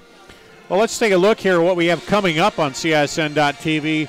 Next week, back here in Urbandale, we'll come in to play Johnston here in that big rivalry. And then it's Valley for Johnston as they finish out. So you look at Johnston, if they come out of this, early 4 games, you got Centennial, they won. Southeast Polk here, they're leading. You got Urbandale, that about even there, and then you got Valley. If you could come out of there with a good record in that first 4 games, you got to be feeling pretty good about yourself coming in here. Yeah, and then they'll probably be favored in the game against Urbandale, and if they get a victory here tonight, Valley is another team that's that's a quality win if they can get one. Then looking at for Southeast Polk, they had that loss. They played Johnston here. Then at Des Moines East, they got to be favored in that one. Then you come back, and that final non-district is Ankeny Centennial. And let's see, I don't know if I had the, here was the schedule to see. It's the Ankeny game tonight, so that's a big rivalry there. So we'll see how Centennial bounces back after losing that one. So, they got, a chance here in to come out of this pretty good. Of course, they'd like to come back and win this game, but then each of the teams, Johnston opens up district play against Des Moines East, and Southeast Polk opens it up with West Des Moines Valley to open up district play. So it could be an interesting matchup there. Other games tonight, Waukee is at Valley, and we'll try to get a score on that one here if we can for you in just a minute. But that one was a tight ball game. Waukee leading early there. So good matchups, good tough match. And you want that to start out before district play because, if you come out and you pound a team early, it doesn't really hone you or get you any better. Yep, and both teams really, it's not a cakewalk on any of the schedules. And we kind of talked about this game in general is pretty big for both teams. It is the second game of the year, but for momentum building for Johnston, you win this, you're 2-0 against your arch rival matchup against Urbandale. You're favored in that game. You got to be looking pretty excited about that. And for Southeast Polk, you really want to avoid falling to 0-2 here. Mm-hmm. It's not the end. It's not the end of your season, but it's not a very good way to start the year. Well, we are at halftime here, and it is, as we said, 13-10 Johnston, and we will take another break. As you see the Johnston Marching Band playing the school fight song here for the Dragons in their brand spanking new stadium here, and so far they're off to a good start, leading here at halftime. We'll take a break and be back with more after this on CISN.TV. Hi, Ron here, head coach of Westside Auto Pros. When your car's on the injured reserve, you want to get it back in the game as soon as possible. I know that. That's why you need to bring it here to Westside Auto Pros. I have a team of experts that can fix almost every automotive injury. Whether it's a fractured joint, a brake, or if your car just got its bell rung, no problem. We can even do a complete physical on your car to make sure it's game ready for the entire season. So bring your car to Westside Auto Pros and we'll get it back in the starting lineup in no time.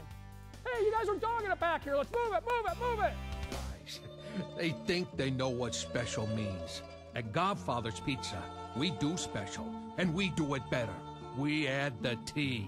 There's a Godfather specialty pizza with your name on it.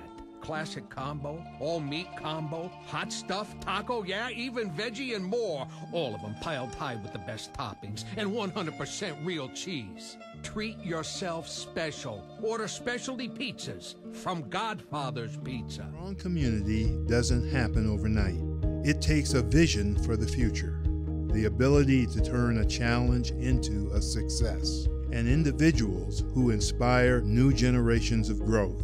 Greater Des Moines has done a lot of growing over the years, and so have we. At Brick Gentry Law, your success is something that we create together. Thank you for making us a part of your community.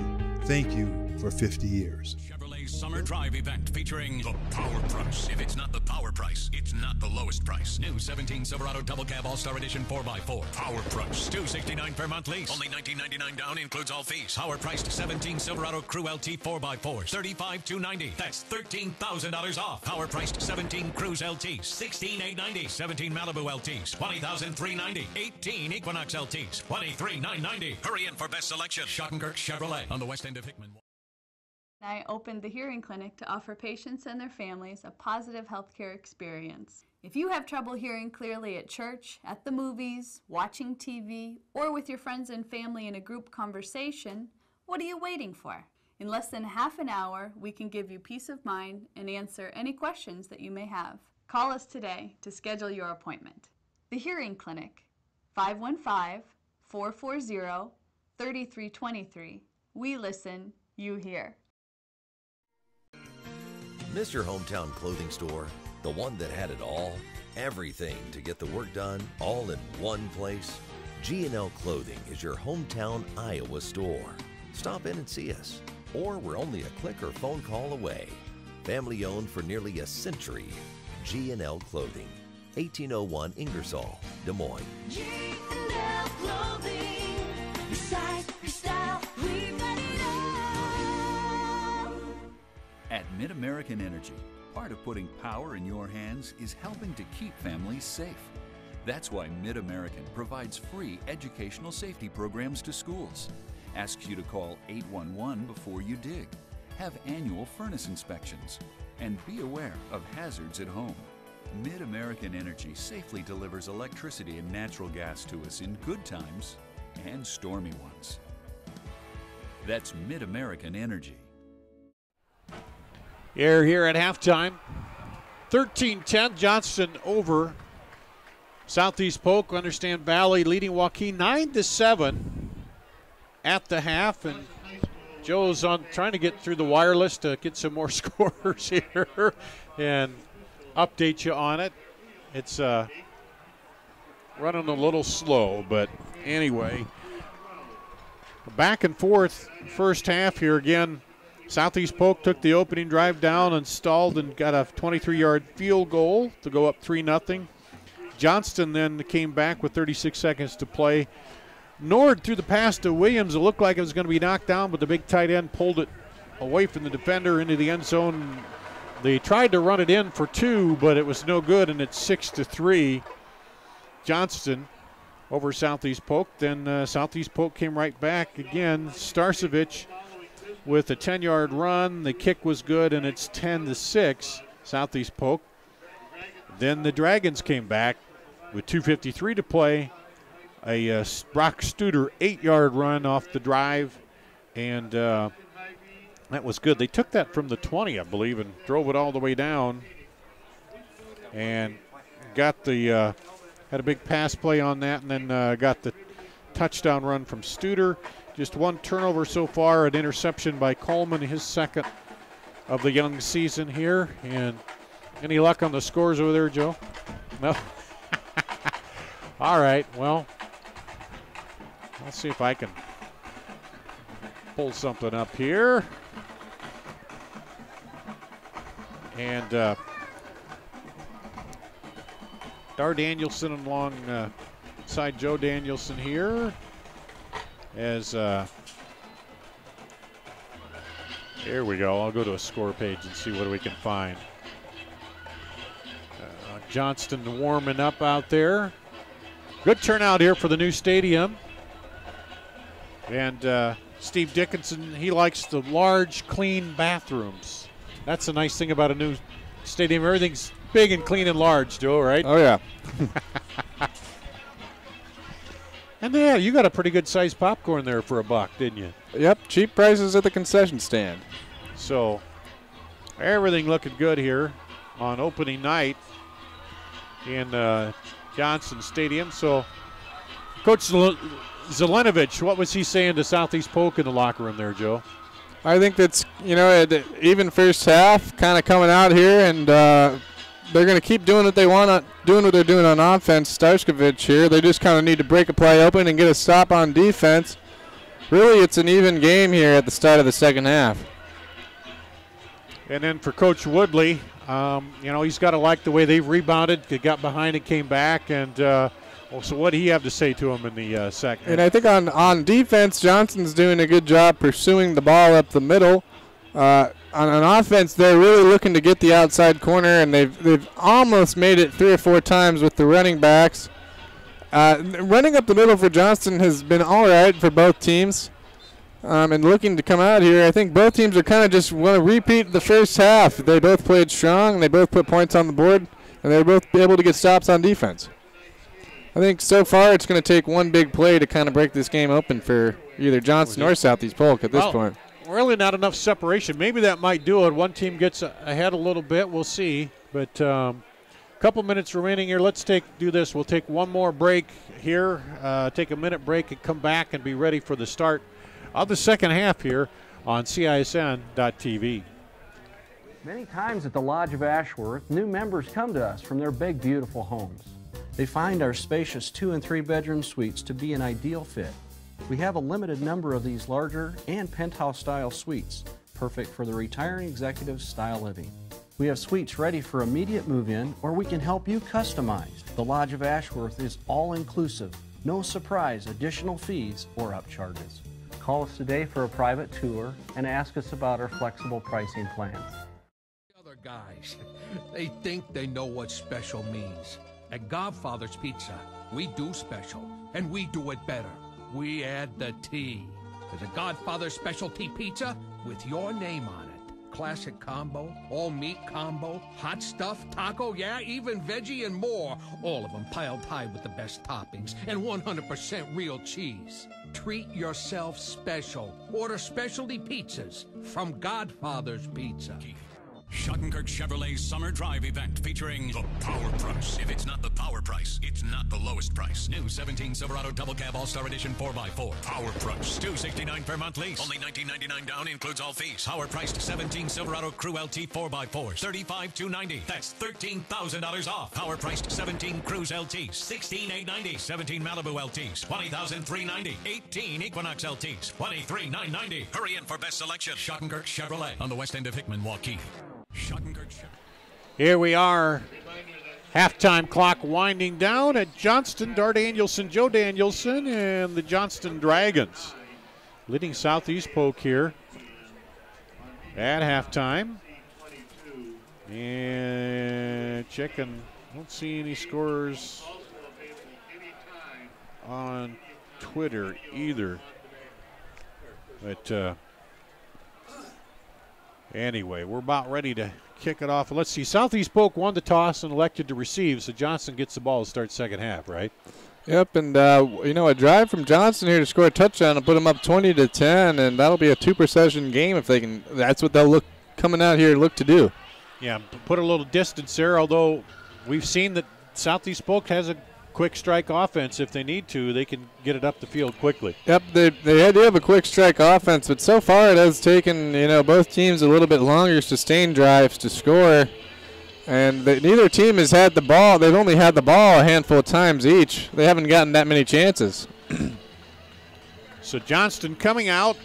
You see them there. They'll be in the gold uniforms. So white and gold, white tops, gold pants is Southeast Polk.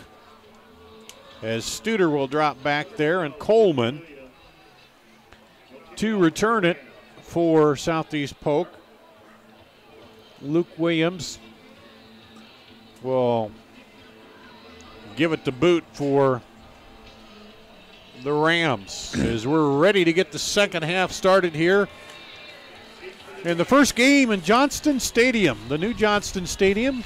Beautiful stadium here. And a beautiful night. It stayed 66 degrees. A little bit of breeze coming, looks like, out of the south. Here's the boot.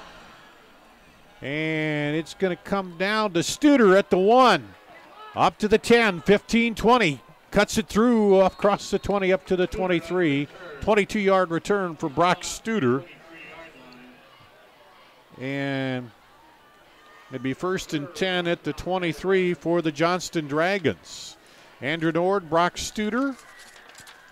The linemen Garrett Molander, Ethan Arnold, Micah Kraut, Aaron Potter, and Jake Thompson from the left tackle across to the right tackle there. And Tyler Bacon, he's one of the wide receivers there. Wide to the right, two receivers each side. They'll throw it out there to Bacon. He catches it, turns across the 31. And so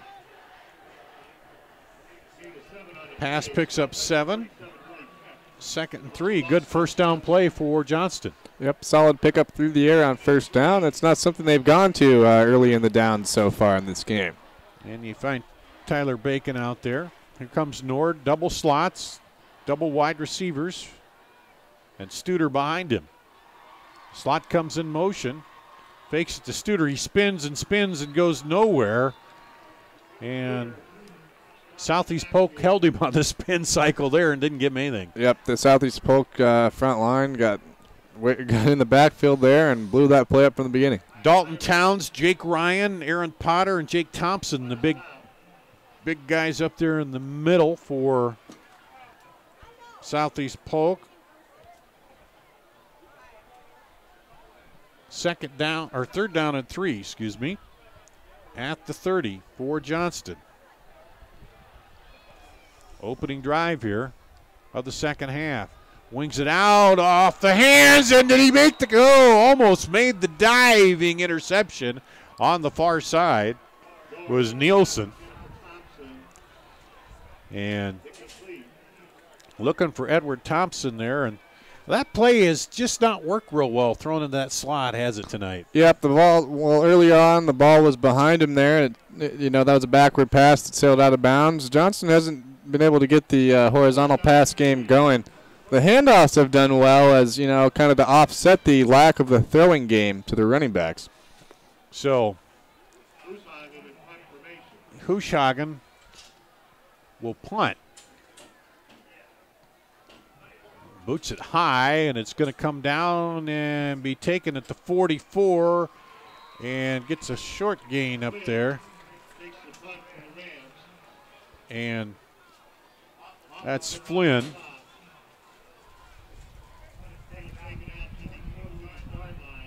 Gets about a 4-yard pickup on the punt. So it'll be 1st and 10 for Southeast Polk at their own 48. 4-yard return there on the punt. It's a pretty good field position here for Starskovich as he sets to lead the Southeast Polk offense. So 22-yard punt. Starskovich brings him out. Slot in motion. Hands it off to the slot, Nate Flynn. He cuts it up, has room, almost busts through and gets up a first down, a big pickup, about 14 yards, and just about broke free there. Yep, Flynn's done that a couple times, breaking a few tackles, the initial tackles, to pick up a few more yards after initial contact. So we'll give him and Flynn's been a tough runner all day long today. Give him the 1st and 10 now. Down to the 37 into the Dragon territory.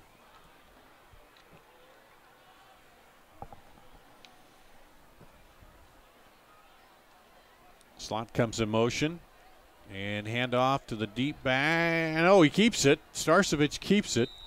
And gets a couple there. Good fake there to Williams, and Starcevic keeps it himself for 2. Brings up 2nd and 8.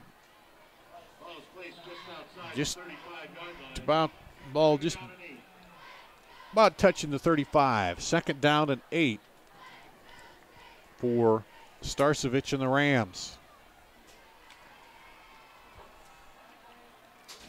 Flynn comes in motion, wings it out the other way, hits Dylan Travis, and he breaks through and gets the first down to the 25.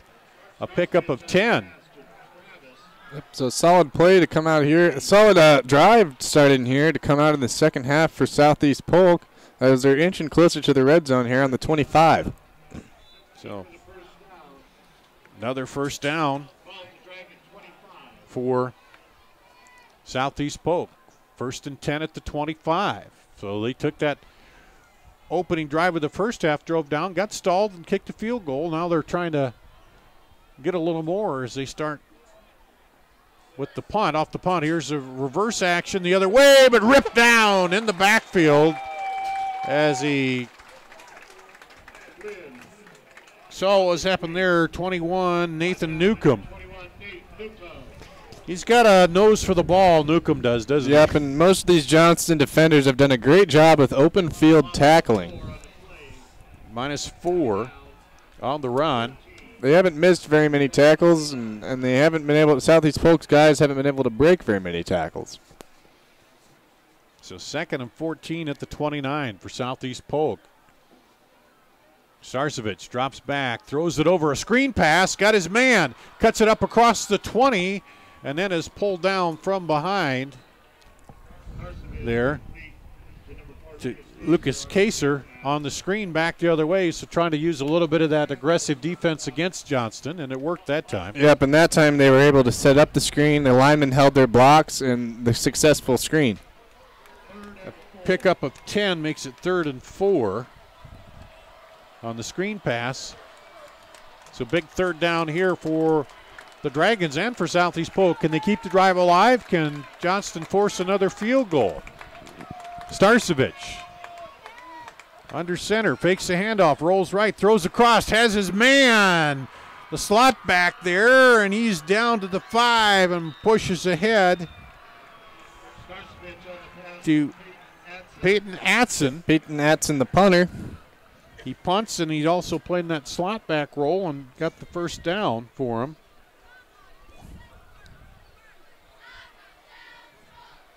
Down to the 6. 1st and 10 at the 6 off the pass for Southeast Polk. This will be the 8th play of the drive for Southeast Polk. Atson the slot there on the left again. Hand off to the deep back, slides in, touchdown, Southeast Polk. Gavin Williams from 6 yards out.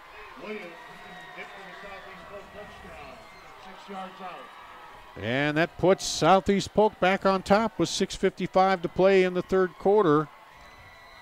Yep, and taking turns here, both teams. And looks like Southeast Polk again. They're Yep, and they'll switch to the formation and then switch over, and Luke Williams will come over to kick.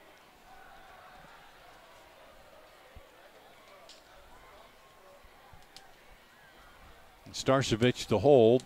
Hold is good. The kick is up. And the kick is good. And that makes it 17-13. As you see there on the scoreboard, the Rams are back on top of the Dragons. We'll take a break and be back with a kickoff after this. Everyone who believes in competition and good sportsmanship, who knows it's not about the trophies or the medals, but rather the lessons learned.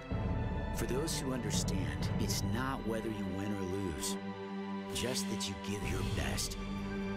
So go ahead, lace them up, take the field, have fun, and play For the experience, for the memories, for the love of the game.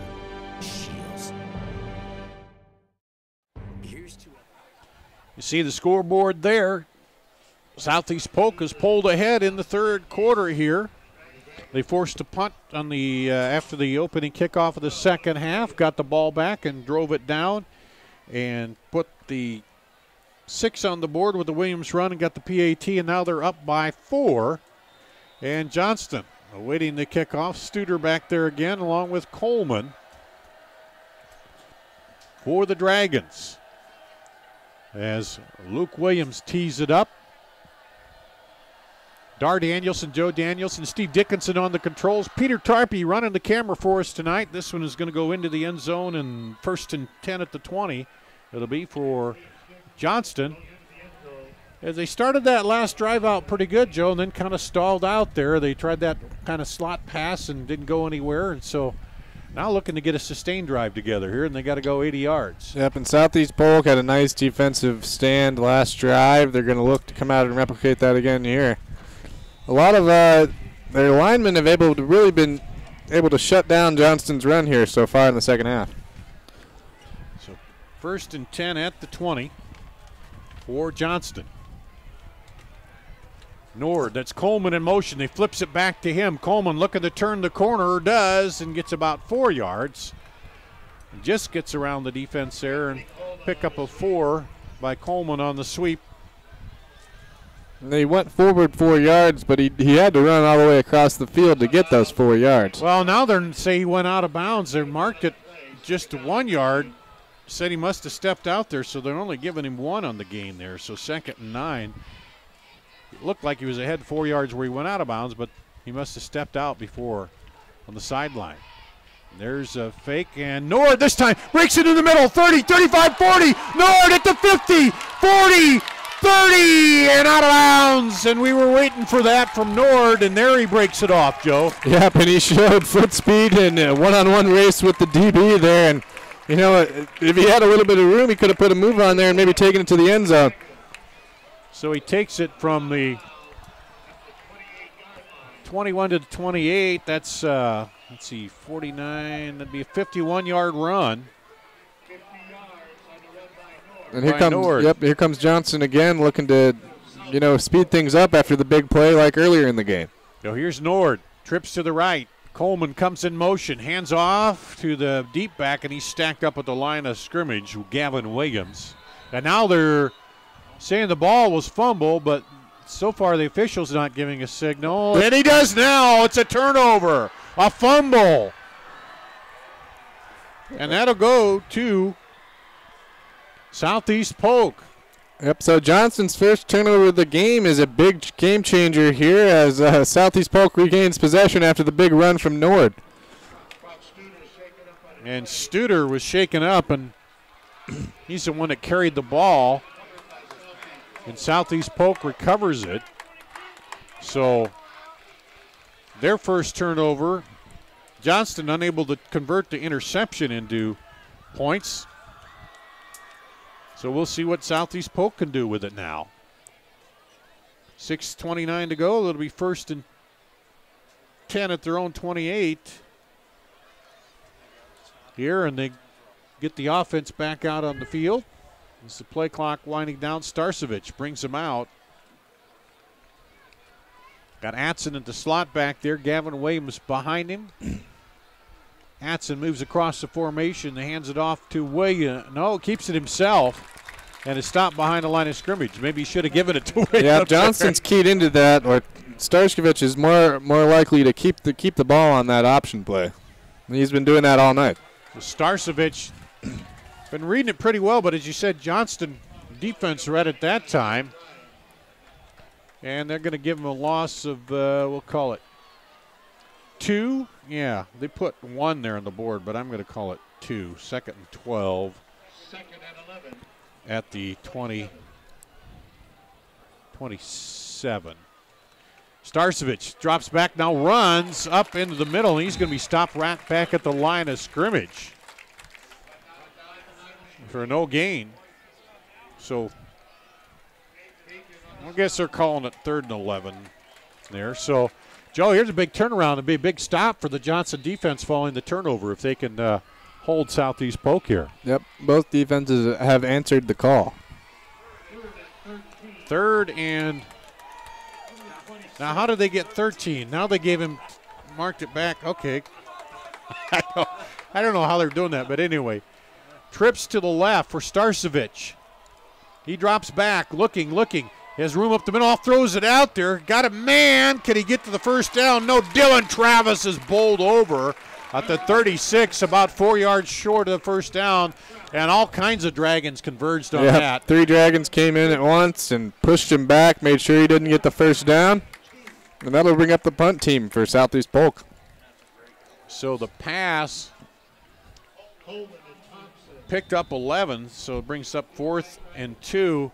Looked like Starcevich might run. He had a lot of room, Joe, but then he saw his man there and hit him on the pass. Well, these Dragon defenders really collapse on the ball really fast, so I don't think they get back there and they get into the punter. The flag's going to come down, so that's going to be, we'll see. That'll be a first down on the penalty, I'm thinking there, as they came in and hit the punter. Atson. Yep, that's a 15-yard penalty. You only needed 2. So they had the block on, but they ran into him. So it's the first real big penalty here that's come to affect Johnston negatively. So personal foul running into the kicker. Yep, and that'll give Southeast Polk a fresh set of downs. Give him a 15 yards and put him into Johnston territory. And it'll be 1st and 10 at the Johnston 48-yard line. So a big play there. Running into the punter, and that could come back to haunt Johnston here. We'll see, though, if the defense, they stiffened the last time. We'll see what they do here now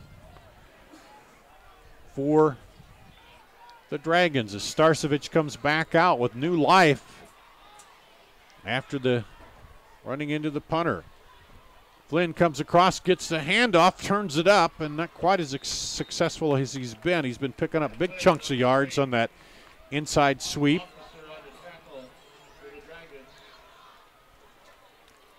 And there, he'll get just 3. 2nd and 7, ball at the 45. So Starcevich back again. Now he steps up, looks to the sideline. Let's see if they change the play here. Play clock down to 8. 6. I'm going to have to get it off here. 4, 2, 1. They just get it off. Wings it out, and he kind of lost the handle on that. Man, he tried to throw it out to Nate Flynn, and all the duck hunters there were pulling the shotgun up on that one, weren't they? Yeah, are they calling that a completed catch there, or did that hit the ground? I thought it hit the ground. Yep, I think they called it incomplete. Yeah, so it'll be 3rd down. That one just kind of came out of his hand. He slipped as he tried to wing it out there, put some mustard on it. So it'll be 3rd down and 7 at the Johnston 45 for Southeast Polk. Starcevich rolls left, looks, going to try to run. They're going to try to run him down, and he wings it ahead. Has his man, Travis, up the sideline. And was he beyond the, yeah, he was beyond the line of scrimmage there.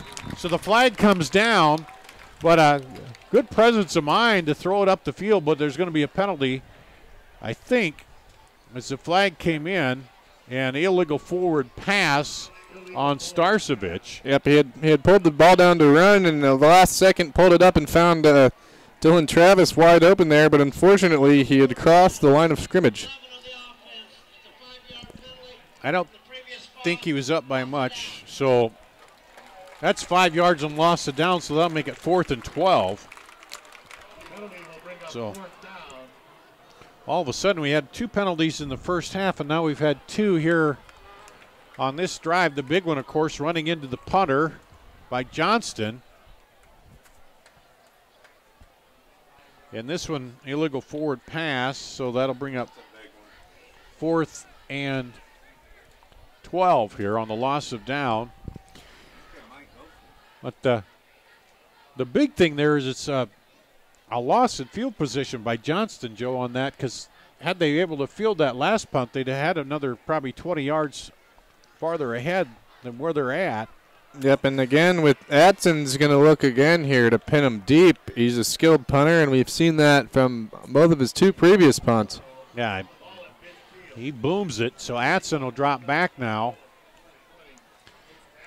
And Coleman is back deep there along with Thompson for Johnston. So Adson back now, and I'm assuming the coaches, Johnson said, don't run into him this time. They're going to get the return on. This one's coming high, and Coleman started to bring that hand up to call for the fair catch. Good thing he didn't, because it took a good Johnston bounce and bounced 5 yards up ahead. Yeah, that's still a perfect punt, though, from great hang time, and it bounced right within the 15-yard line. What more can you really ask for? Yep. So that was, what, from the 45 to the 15. That was about a 40-yard punt again. So he really does well when he boots that ball. And it'll be 1st and 10 for Johnston at the 15. So they got a ways to go here. Trailing by 4, 3:13 to play in the third quarter. Nord back out. Coleman in motion, takes it. Coleman looking to turn upfield and gets a few yards on that inside handoff. And we'll give him 2. Second and well, now they always contradict me there, Steve. Second, they give him 3 yards. 2nd and 7. It's 3 on the run. Handoff again. Oh, Nord keeps it that time. And up the middle. Yep, and he kind of had to keep it and get out of there, or else he was going to get tackled for a loss. Nord making something out of nothing there on that play. Well, he had that 50-yard run that got him down there in position, and then they fumbled it the next play. And now brings up 3rd and 5 at the 20. For Johnston. They need 5 yards to keep the drive alive here. Coming up on 2 minutes to play in the third quarter. They're trailing by 4, 17-13 to Southeast Polk. Slot in motion. Hand off to Studer. He plows through, finds a hole, breaks through, and gets the first down across the 30 up to the 31. A pickup of 6. Yep, and Studer has really lowered his shoulder. He runs with his pad level low, and he breaks a lot of tackles. Excuse me, a pickup of 11 from the 20 up to the 31. Yep, and Studer's looking for the contact, too. He doesn't shy away when he hits the hole. Yeah, and you said the tackler got him. He just kept chugging away. Yep, well, he's 5'11", 200 pounds. It's a small frame to take down. Nord rolling left, looking downfield, tosses it, got his man. He's knocked down, but he's got the first down out there. And is that Coleman? No, Thompson. 1st and 10. Up to the 42, so 11-yard pickup, pass to Thompson. So all of a sudden, Johnston stringing together a couple plays here. You got Thompson and Coleman at the top there. Studer, the back there with Nord. Coleman comes in motion, handoff to Studer, and he's stacked up there in the middle of that line.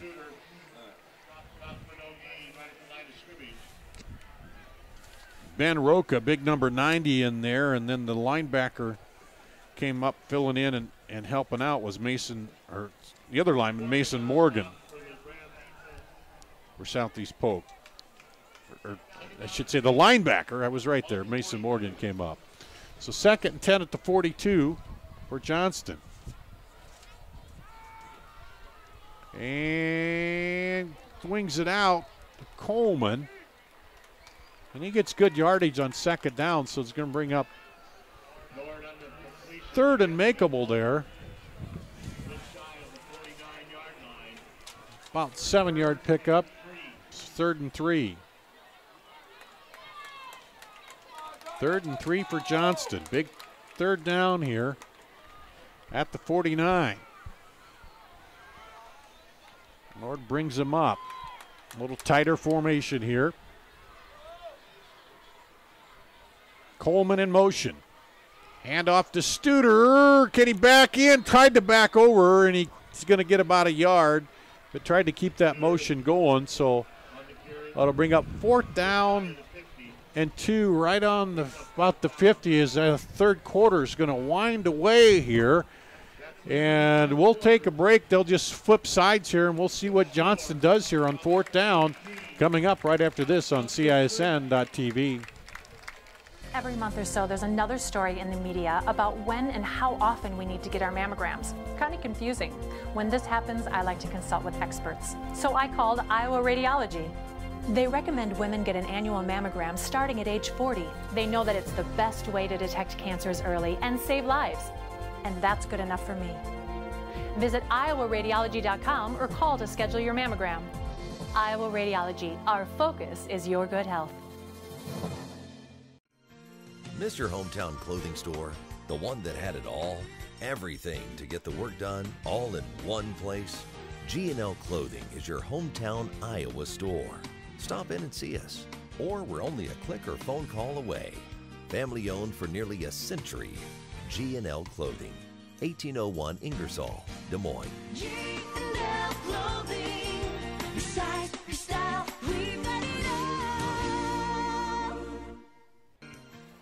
Here at Johnston, we go to the 4th quarter. It's 4th and 2 Johnston at the 50. Joe, do you go for it, or do you try to punt it deep with the way your defense is playing? Well, looks like Nord's going to come back out here with the extended time for Johnston to make a decision. This is a big 4th down here. Maybe they'll see line up in formation to, kind of check what Southeast Polk's doing on defense, or they'll run a play. Or maybe Pooch punt it here. And he's going to keep it himself. Nord breaks through across the 50. Picks up the yardage they need for the 1st down. So Nord really read the whole well there, didn't he? Yep, and that's the guy, big players make big plays at big times. Nord kept the ball. He kept the middle and kept Johnston's hopes of taking the lead alive here in the 4th quarter. He needed 3 or 2. He picked up 7. 7 on the keeper by the quarterback for Johnston, and it's 1st and 10 at the 42 here as we start the 4th quarter. Coleman in motion. Fakes it to him, keeps it. Nord trying to turn the corner and just will get to the edge, but only going to pick up a couple yards there. Bring up 2nd down and 8 at the 40.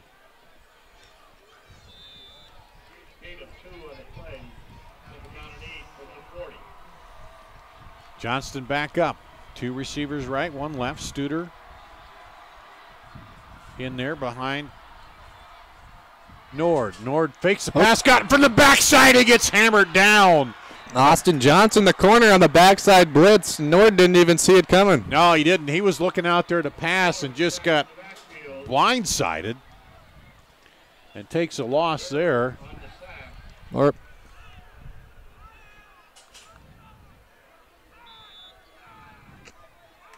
Who was that on the sack? Durr, yep. 3rd and 15, a loss of 7 for Johnston. So another big 3rd down here as they trail by 4, just starting the 4th quarter. Minute gone in the 4th. Dropping back, looking now. Nord will run it up the gut. He's got some room. Can he turn it up to the 1st down? He gets pushed out short of the 1st down at the 36. Now here again, here's a little bit longer for the 4th down. And we'll see. What do you think? Go for it again. 1, 2, 3, 4. Picked up 11. 4th and 3 at the 36. What's Coach Woodley going to do here? Yep, this is the 2nd 4th down on what's been Johnston's biggest drive of the game so far. And Nord will come out again. So last time it was 4th and 2. This time it's 4th and 3.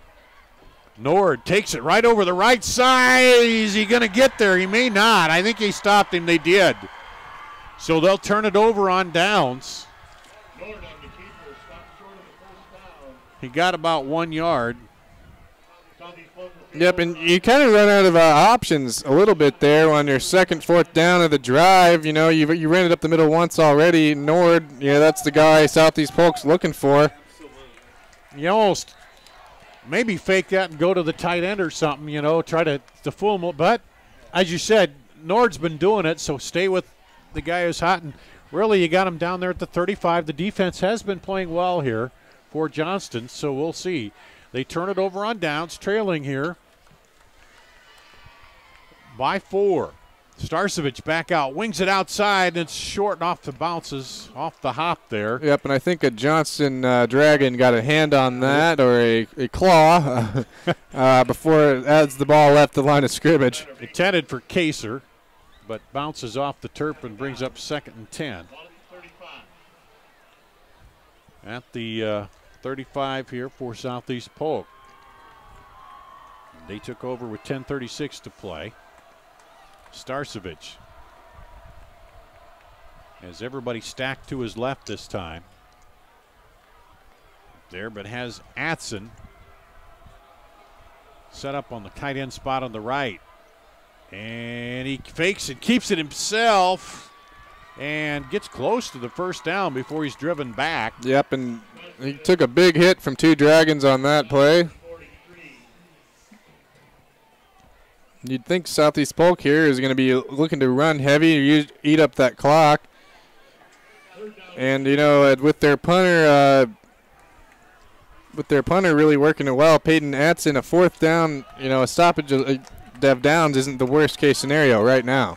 3rd down and 2 at the 43 here for Southeast Polk, leading by 4. Starcevich comes up under center, and the official comes in and says timeout Southeast Polk. So they want to talk this over here on a 3rd and 2, 9:53 to play in the ball game. Southeast Polk leading. Let's take a break. Come back with more after this on CISN.TV. Moms typically get to make a majority of the healthcare decisions for their family. That can be a lot of pressure, but not for me, because I know the choice is ours. For medical tests like MRIs, X-rays, CAT scans, and of course mammograms, ask your doctor to refer you to Iowa Radiology. They work around our hectic schedules, they're the best at what they do, and they're so great with my family. They truly care, and it shows. Visit iowaradiology.com or call to schedule an appointment. Iowa Radiology, our focus is your good health. Here at Johnston, Southeast Polk took a timeout. 3rd and 2 at the 43, Joe. And one thing they do a little differently, they bring Starcevich up under center a lot of times on these 3rd and shorts here, and that gives the defense a little bit different look there. Yeah, you never know what he's going to really do, if he's going to roll back, roll out, drop back and pass, or hand the ball off. He really brings a different dimension to this offense when he can go from the shotgun to under the snap in back-to-back plays. So here comes Southeast Polk. We're going to have Atson over there and trips to the left. Travis to the right side. Here comes man in motion now. He rolls out, tosses it. Oh, high, picked off. Picked off by Johnston at the 44. Returns it back the other way. Who else? Coleman. I think it was Coleman, wasn't it?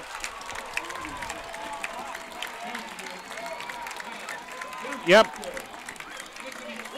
Coleman is everywhere out there, yep, the ball just falls into his hands on defense. That's his 2nd interception of the game and 3rd on this young season so far. And that sets Johnston up with great field position here going forward. So he takes it, intercepts it at the 44, runs it down to the 37. Yep, well, a couple of big momentum swings here in the 3rd and 4th quarter, whereas the first half, the scores kind of came slowly. So a 19-yard return on that. And 1st and 10 now, Johnston with the ball back in Southeast Polk territory. Here's Nord. Rolls right, looking. Throws it down, and he broke open late but threw it a little high. Probably a good throw. There was good coverage out there by Southeast Polk. And that was... Gaye on the coverage out there for Southeast Polk. It's probably a smart thing by Nord. 2nd and 10. Here, Nord. Everybody stacked to the left. He fakes it and keeps it himself and gets tripped up.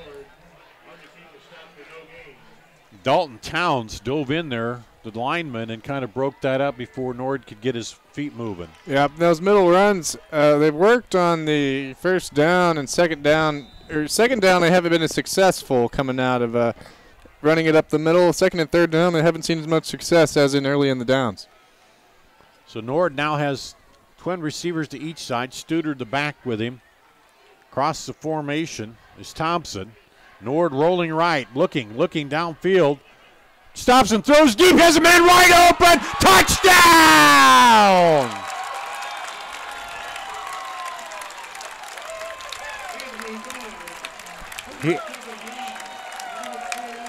Gavin Williams. Gavin Williams got behind the defense, and he caught a pass last week for a touchdown. He had 100 yards receiving. Gavin Williams on the 37-yard touchdown. Hushagen on here for the extra point. And the kick is up and good. And that'll give Johnston a 3-point lead here with about 9 minutes remaining in the ballgame. So Nord to Williams on the pass, and Johnston now back on top here by 3. Let's take a break and be back with the kickoff after this. Guys, they think they know what special means. At Godfather's Pizza, we do special, and we do it better. We add the T. There's a Godfather specialty pizza with your name on it. Classic combo, all meat combo, hot stuff, taco, yeah, even veggie and more. All of them piled high with the best toppings and 100% real cheese. Treat yourself special. Order specialty pizzas from Godfather's Pizza. I opened the hearing clinic to offer patients and their families a positive healthcare experience. If you have trouble hearing clearly at church, at the movies, watching TV, or with your friends and family in a group conversation, what are you waiting for? In less than half an hour, we can give you peace of mind and answer any questions that you may have. Call us today to schedule your appointment. The Hearing Clinic. And here's the kick. And that was Newcomb. That was not Williams. I miscalled that for Johnston, I believe. Newcomb with the catch for Johnston. So 37-yard touchdown catch and puts Johnston up 20-17. I looked at the wrong side of the sheet there. And it was Newcomb with the catch for the Dragons. And now Southeast Polk comes out trailing once again. And so far, Joe, they've been able to answer. When they've gotten behind, they've been able to come back here. Yeah, boy, it's taken Johnston scoring to kind of wake him up a little bit and to get him in the end zone. Starcevich fakes a handoff, keeps it himself, and then it gets stacked up at the line of scrimmage.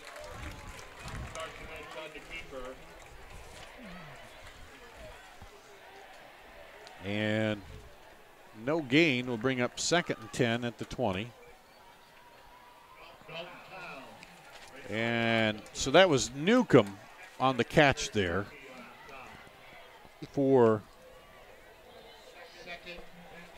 Johnston.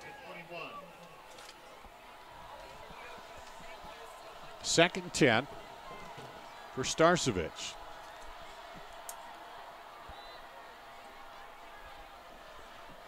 Looks, rolls, looking for the receiver. Now tries to fire it in there, picked off. Tried to force it in there and good coverage. And yep, and there really wasn't anything there for Starcevich. He tried to force one in there, and that's what'll get your second interception of the game here. For Johnson, that wasn't Coleman again, was it? No, that was Gerke. Gerke on the interception.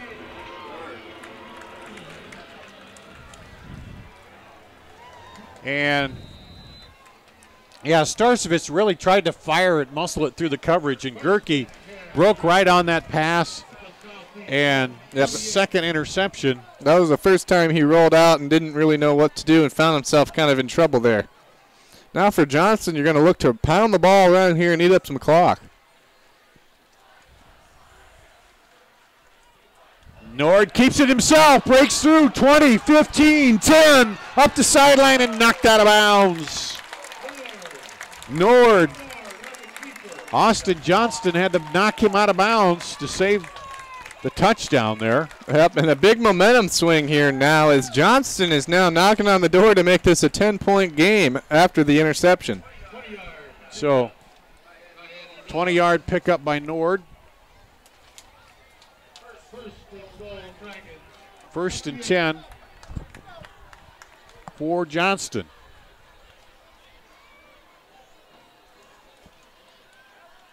And hand off to the back coming around the slot man, and he tries to turn it up. And Thompson is knocked out just shy of the goal line. As he took the handoff, knocked out at, I guess, the 4, they're going to say now. Pick up a 4. Second and goal. So that's the third interception for Johnston tonight. And they're able to convert 2 of them into scores now. And Joe, you score here, and you get that padding on the score you were been talking about here. Yep, a 10-point lead, and then you lean on your defense here to end it out if they can get a convert here. Nord keeps it himself, going around the left side. He's going to be touchdown. Nord from 4 yards out on the keeper. Flag down. We'll see what that is. Before we up, he's indicating holding against Johnston. So that'll come back. So hold your horses. Yep, not quite in the end zone yet. And now remember here, if Southeast Polk's defense holds them, it's only a 6-point game. Yep. Well, unless you get the field goal, Hushagen's a pretty good kicker, and you're still well within his range here. So that'll bring it out on the holding and make it 2nd and 14 at the 14. Whoa, pizza $1, hamburgers. Joe, can you run down and get me a hamburger? Here's Nord. Slot in motion, pitch back to the slot. He'll try to cut it up. Still going. Turns around the corner there and now is taken out of bounds. That's Coleman. And after all that.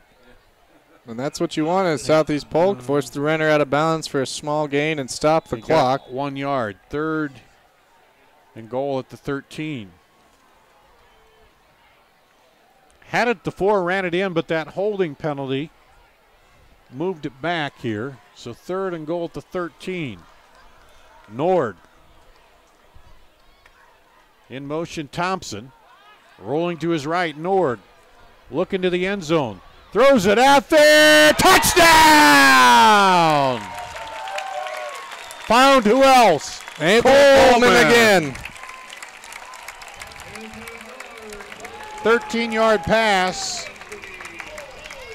Coleman.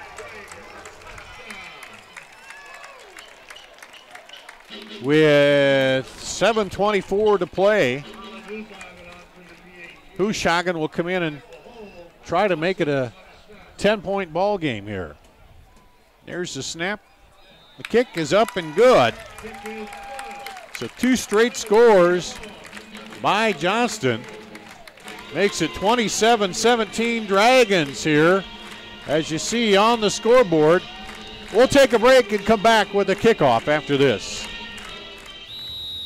Hi, Ron here, head coach of of Westside Auto Pros. When your car's on the injured reserve, you want to get it back in the game as soon as possible. I know that. That's why you need to bring it here to Westside Auto Pros. I have a team of experts that can fix almost every automotive injury, whether it's a fractured joint, a brake, or if your car just got its bell rung, no problem. We can even do a complete physical on your car to make sure it's game ready for the entire season. So bring your car to Westside Auto Pros and we'll get it back in the starting lineup in no time.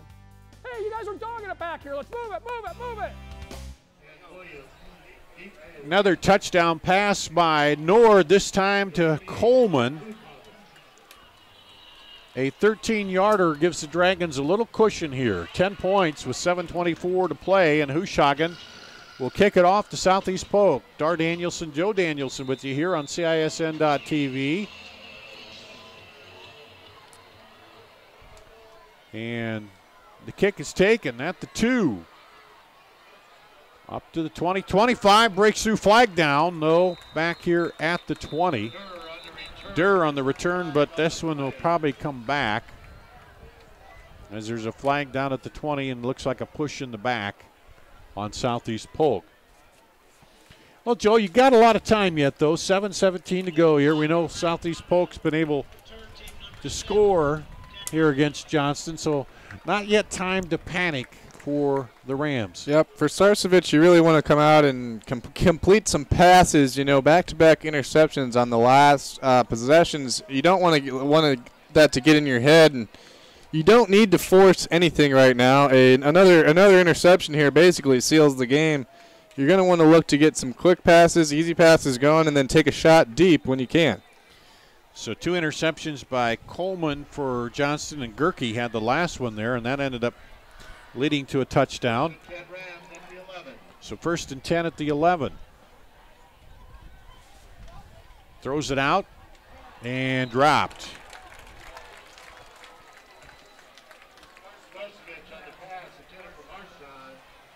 And bring up 2nd and 10 at the 11 for Southeast Polk.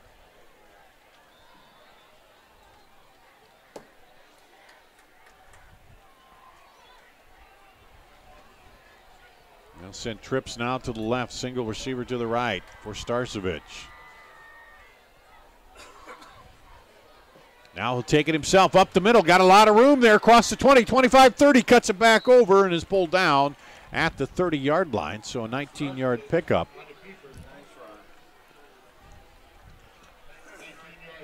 For Starcevich.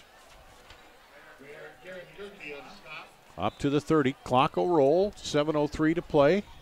Here, still plenty of time.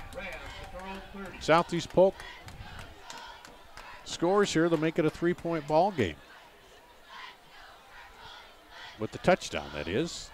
Handoff inside to the back, and he's stopped immediately there. Nathan Marchand. Yep, and that's, you know, those are the plays that are bigger than you think when you're running out of time. Getting stopped in the backfield, that doesn't stop the clock, and you don't gain any yards. See, right now they've almost lost the whole, 20, 30 seconds just getting the play in.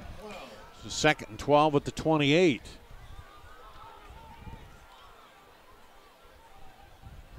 They'll send 3 receivers to the right. Starcevich drops back, surveys the field, wings it out there, and it's nope, didn't catch it. Looked like he might have pulled it in, but no. Yep, it was in his hands, and he just couldn't hold on to it. You really have to make that play here for Southeast Polk, right on the sideline. Well, he had to put the brakes on and control the ball there, and he couldn't. So 3rd and 12, a big play here for Southeast Polk, because this could seal it off for them here if they can't keep the drive alive. They need to get some points with 6:07 to play here in the game, trailing 27-17.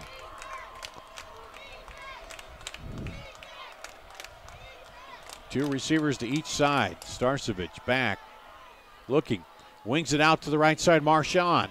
He wends his way up. He's going to be just short of the first down, and you're probably at the point here where you got to go, don't you, Joe? Yeah, probably. If you punt it away here, your punter's got such a big leg that Johnston's going to have the ball deep in their own territory, and that'll allow them to just run it out.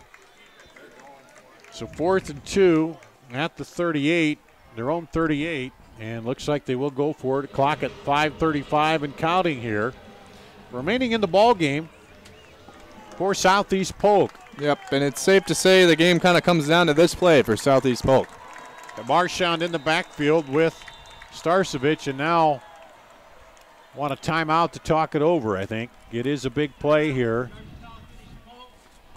Second timeout for Southeast Polk with 5:22 to play in the ball game. We'll take a timeout here and be back with more on CISN.TV. Summer Drive event featuring the Power Price. If it's not the Power Price, it's not the lowest price. New 17 Silverado Double Cab All-Star Edition 4x4. Power Price. $269 per month lease. Only $19.99 down, includes all fees. Power priced 17 Silverado Crew LT 4x4s. $35,290. That's $13,000 off. Power priced 17 Cruise LTs. $16,890. 17 Malibu LTs. $20,390. 18 Equinox LTs. $23,990. Hurry in for best selection. Schottenkirk Chevrolet on the west end of Hickman, Waukee. It's the fourth quarter, 5:22 to play. A big play here for Southeast Polk. 4th and 2 at the 38, trailing Johnston 27-17. Dar Danielson, Joe Danielson, and they came up to go for it, Joe, and then decided to call the timeout, want to talk it over, and that's smart. I mean, you want to make sure everybody knows what they're doing, got the right play call, because if you don't make it, that's pretty much the ball game. Yep, and you got to look at what the defense is looking to do and see, how many plays you can run in this situation. You're going to have to come out with a good one, especially after the whole timeout. 2 points. Starcevich comes up under center. Down the line, he'll keep it himself, and he stretches. Did he get there? It's going to be close. And the official on this side looks like he's at the line. The other official may be close, depends on where they put that. It's got to be right at the 40. And where are they going to put that down? They're going to set it down and give him the first down. And, of course, the Johnson crowd on this side didn't like it, but the way he stretched it out, looks like he got the first down. So 1st and 10 at the 40. And that'll extend Southeast Polk's drive here for 4 more downs. And time, of course, is running against him right now. Coming up on 5 minutes to play.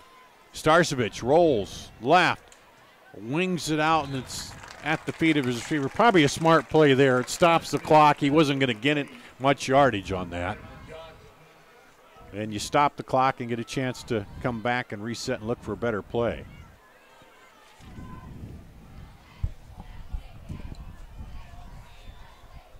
And Nick Rezick coming into the defensive line there, I see, for Johnston.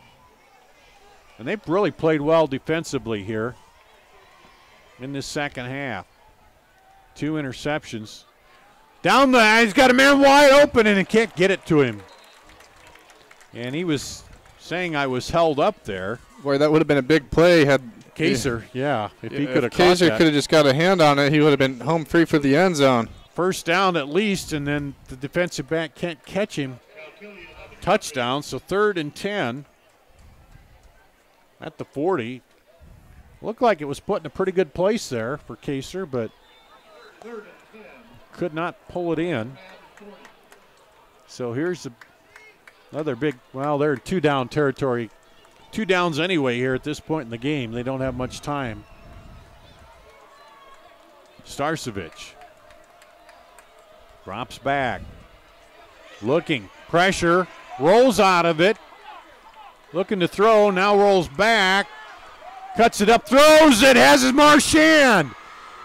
And, wow, Starcevich gets out of there, and now, okay, they finally blow it dead, but he's down to the 42, so that'll be a first down, stopping the clock. Wow, yeah, and he really made the most out of every little option he had there, running around, just couldn't be brought down from Johnston. About a 18-yard pickup on 3rd and 10, so it makes it 1st and 10 for the Rams. 43, so that'll be a 17-yard pickup. Clock rolling, 4.5 minutes to play. Southeast Polk down by 10. Starcevich has 3 receivers here to the bottom of the screen. Rolls right. Looks downfield. Throws it. And, took his eyes off the ball there. as it was right in. Looks like he brought it in and it hit him in the chest pad and bounced out of his hands. Well, incompletions aren't the worst thing here for Southeast they Polk. aren't, not really. Had he caught that, it would only have been a 5-yard completion with the clock running. One thing I'm impressed with Starcevich is he's rolling. He always keeps his eyes down the field, doesn't he? Looking for that open receiver. And he doesn't. He's got a short memory, which is something you need as a quarterback. Yeah, yep. He's still ready to fire it in there. Well, here comes Southeast Polk again. 2nd and 10 at the 43. 4:14, the clock stop on the incomplete. He tells his back to go to the left side there. Now a little pressure by Johnston. Oh, and is it picked? No, almost picked off again as it goes over the top there. Yep, and that'll bring up another 3rd down on the incompletion over the middle. And that was Gerke that time. We had a shot at it. So 3rd and 10 at the 43. 4:09 to play.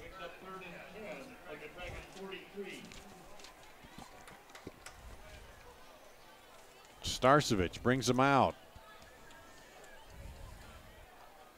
He'll send 2 receivers to each side. Nobody in the backfield with him. And outside blitz coming. He rolls out of it.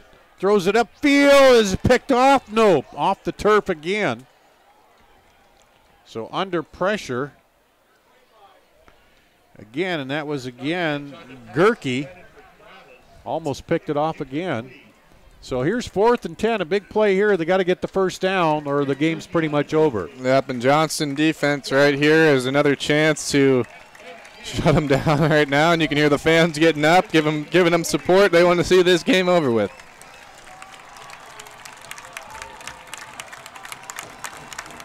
Here comes Southeast Polk. 4th and 10 at the 43, 4:01 to play.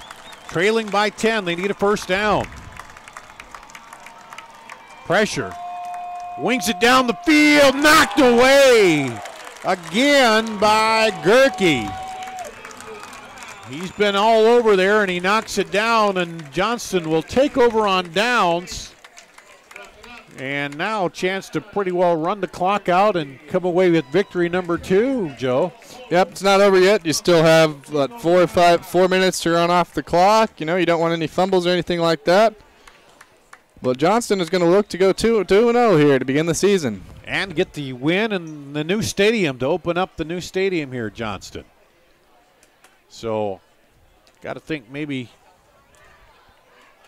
Brock Studer would get a heavy dose of play there as they also bring Andrew Nord comes in with Studer. And cans it off to him over the right side. He piles in there. And they got 1 timeout left, Southeast Polk does. As he picks up a couple, and the clock rolls. And they're going to run that play clock down as far as they can here.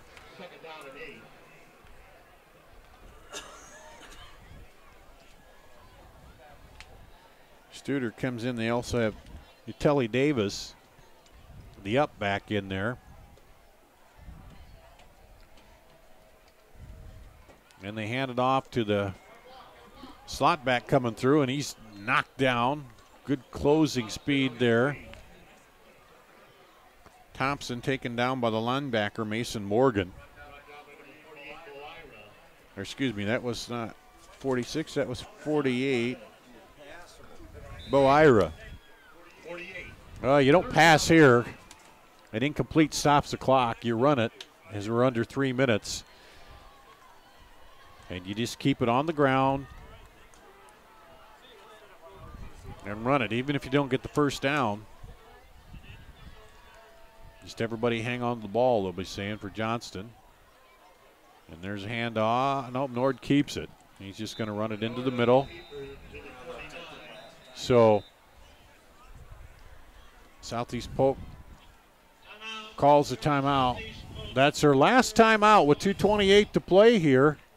And Valley leading Waukee 29-14 in the 4th quarter. Let's take a break. We'll come back with what could be the final 2:28 of this ball game right after this. Who believes in competition and good sportsmanship, who knows it's not about the trophies or the medals, but rather the lessons learned. For those who understand, it's not whether you win or lose, just that you give your best. So go ahead, lace them up, take the field, have fun, and play. For the experience, for the memories, for the love of the game. Shields. We're back at Johnston.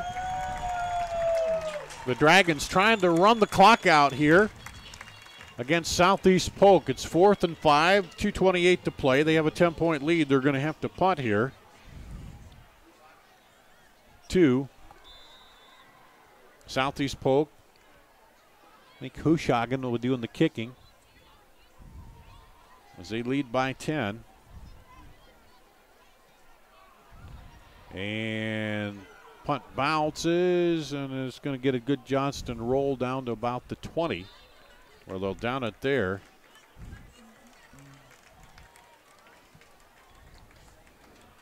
And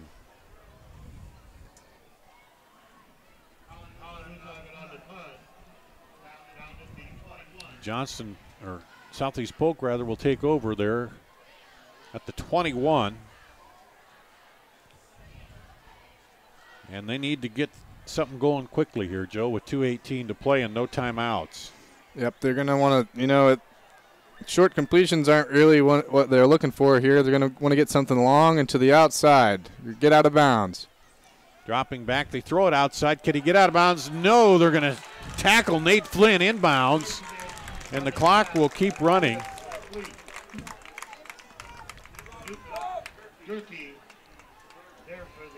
Gerke, one of them in on the stop, as we're under 2 minutes to play. 1:54 and rolling. Southeast Polk. Starcevich throws it across the middle, hits his man. That'll be first down. That'll stop the clock. Flynn catches it. 1:44 to play. They'll roll the clock as soon as they get everything set here. And there's the clock rolling. Starcevich, 3 receivers to the right, 2 left. And he's rolling right, looking downfield. Goes the out route, and there were 2 Rams there. Yep. Neither could get a hand on it, kind of in the middle of both. Dylan Travis ran down and went out. Couldn't get to the ball on the sideline, so 2nd and 10 at the 35. 1:24 to play. Clock stopped on the incomplete here. And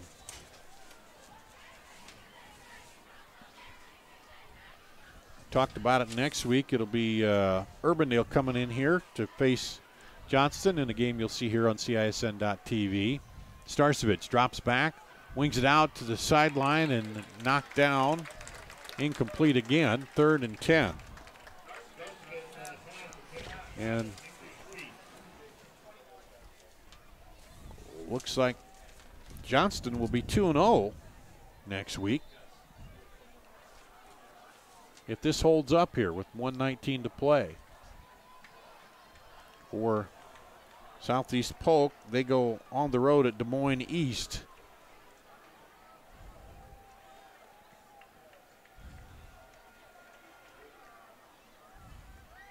And rolling, throwing, out caught, and that'll be a first down, and he does get out of bounds too, Dylan Travis, so that keeps things alive here. That didn't take but a few seconds.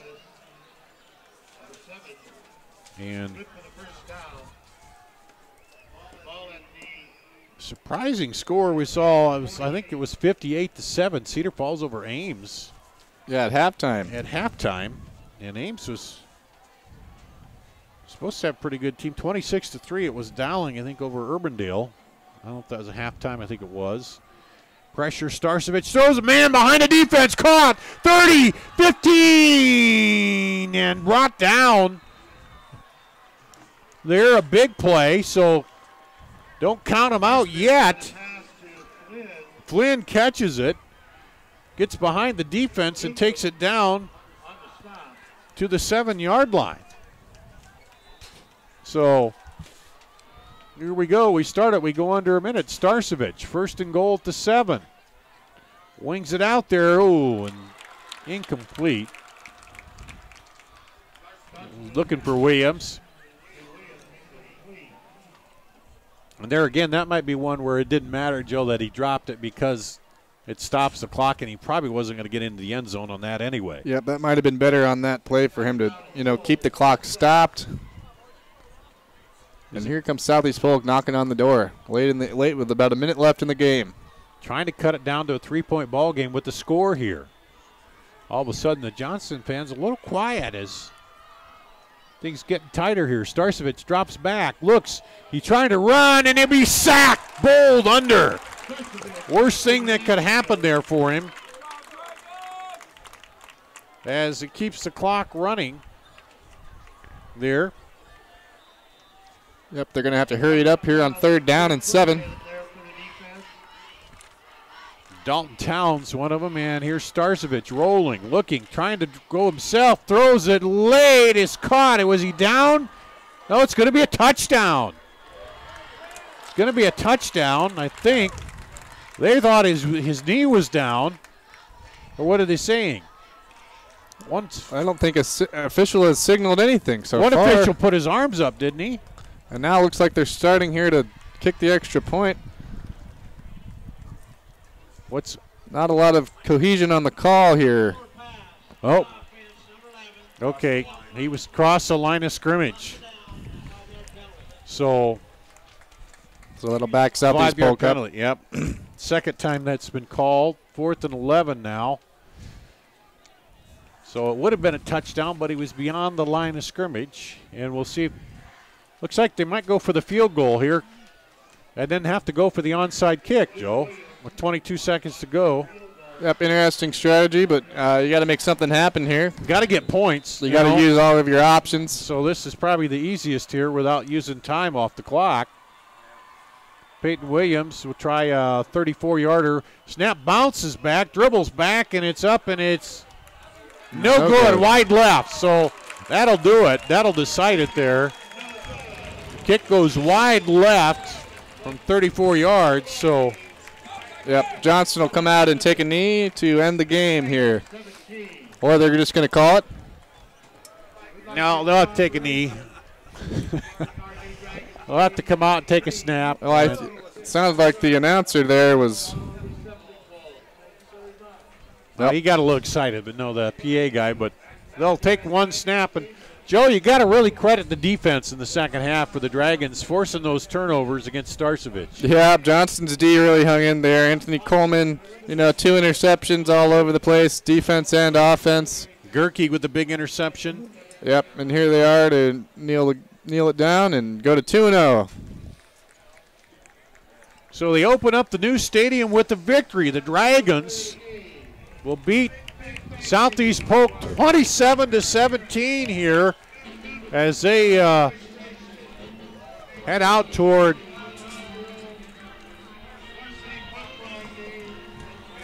the center of the field here. The final 27-17.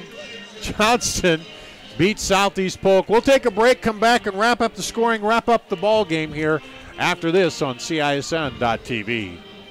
Chevrolet Summer Drive event featuring the Power Price. If it's not the Power Price, it's not the lowest price. New 17 Silverado Double Cab All-Star Edition 4x4. Power Price. $269 per month lease. Only $19.99 down, includes all fees. Power priced 17 Silverado Crew LT 4x4s. $35,290. That's $13,000 off. Power priced 17 Cruise LTs. $16,890. 17 Malibu LTs. $20,390. 18 Equinox LTs. $23,990. Hurry in for best selection. Schottenkirk Chevrolet on the west end of Hickman, Waukee. Mid-American Energy. Part of putting power in your hands is helping to keep families safe. That's why Mid-American provides free educational safety programs to schools, asks you to call 811 before you dig, have annual furnace inspections, and be aware of hazards at home.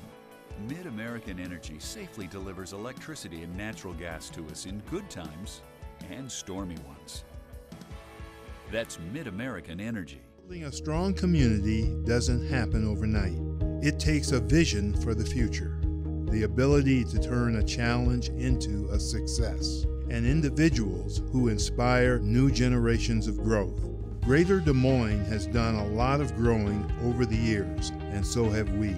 At Brick Gentry Law, your success is something that we create together.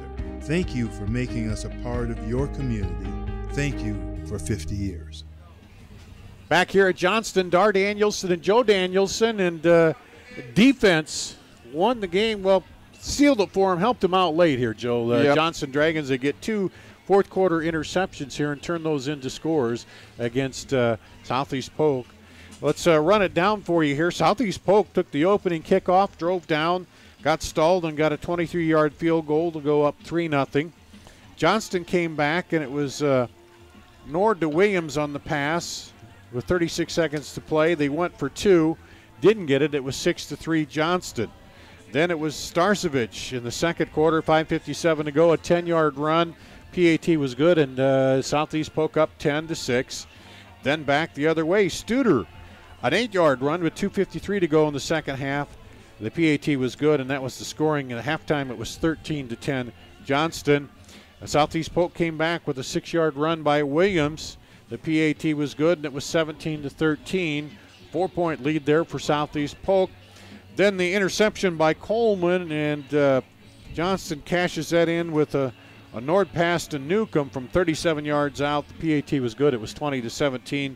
Then another interception by Gerke, and that ended up turning that into a 13-yard pass, Nord to Coleman, and the PAT was good, and it was 27-17. So good defensive stand here. When they didn't get the turnover, Johnston held Southeast Polk when they had to 2 tonight. Yep, and I'd say the MVP for Johnston tonight would have been Coleman, Anthony Coleman, playing defensive back and safety, getting those 2 interceptions and really being the leader on the defense. And he also caught a touchdown pass. Touchdown pass to kind of seal it there, the last one. So. Yep, right. Him and Nord were probably Johnston's MVPs. And Southeast Polk's Shane Starcevich really was able to throw the ball around, and Johnston just kind of waited back for him to make a mistake, and once he did, when he tried to force something, they were there for the interception. And I think that was the key. When he didn't try to force it, he did pretty good, but a couple of those passes, the one especially picked off by Gerke, he tried to force it in there. Gerke stepped right in front of that pass and picked it off. Nord, he got the running game. He got some runs going when they needed to. 2 out of him tonight. Yep, and you can see the first game he had 100 yards passing, 100 yards throwing. We don't have the exact stats here tonight, but I have to say he's probably right around those numbers again here, breaking off a couple big runs. And, you know, he did have a couple nice, long, deep throws behind the defense when his receivers got open. Okay, beautiful new stadium here, and they got it started out right with the win. We talked about it. They'll be talking about this down the road at reunions. Remember, we opened up the stadium. We got the come-from-behind win over Southeast Polk, so a big win for them. Urbandale comes to town next week in that big rivalry in a game we'll have right here on CISN.TV. Yep, and Johnston doesn't have to. That's not a game they have to get excited for, and especially once you've won 2 big games, looking to go 3-0 with your rival in town, that's probably all that they can ask for at this point. All right, well, the final here again tonight, 27-17, Johnston down Southeast Polk. Steve Dickinson, thanks to him for running the controls. Peter Tarpey on the camera. That's going to wrap it up here on CISN.TV.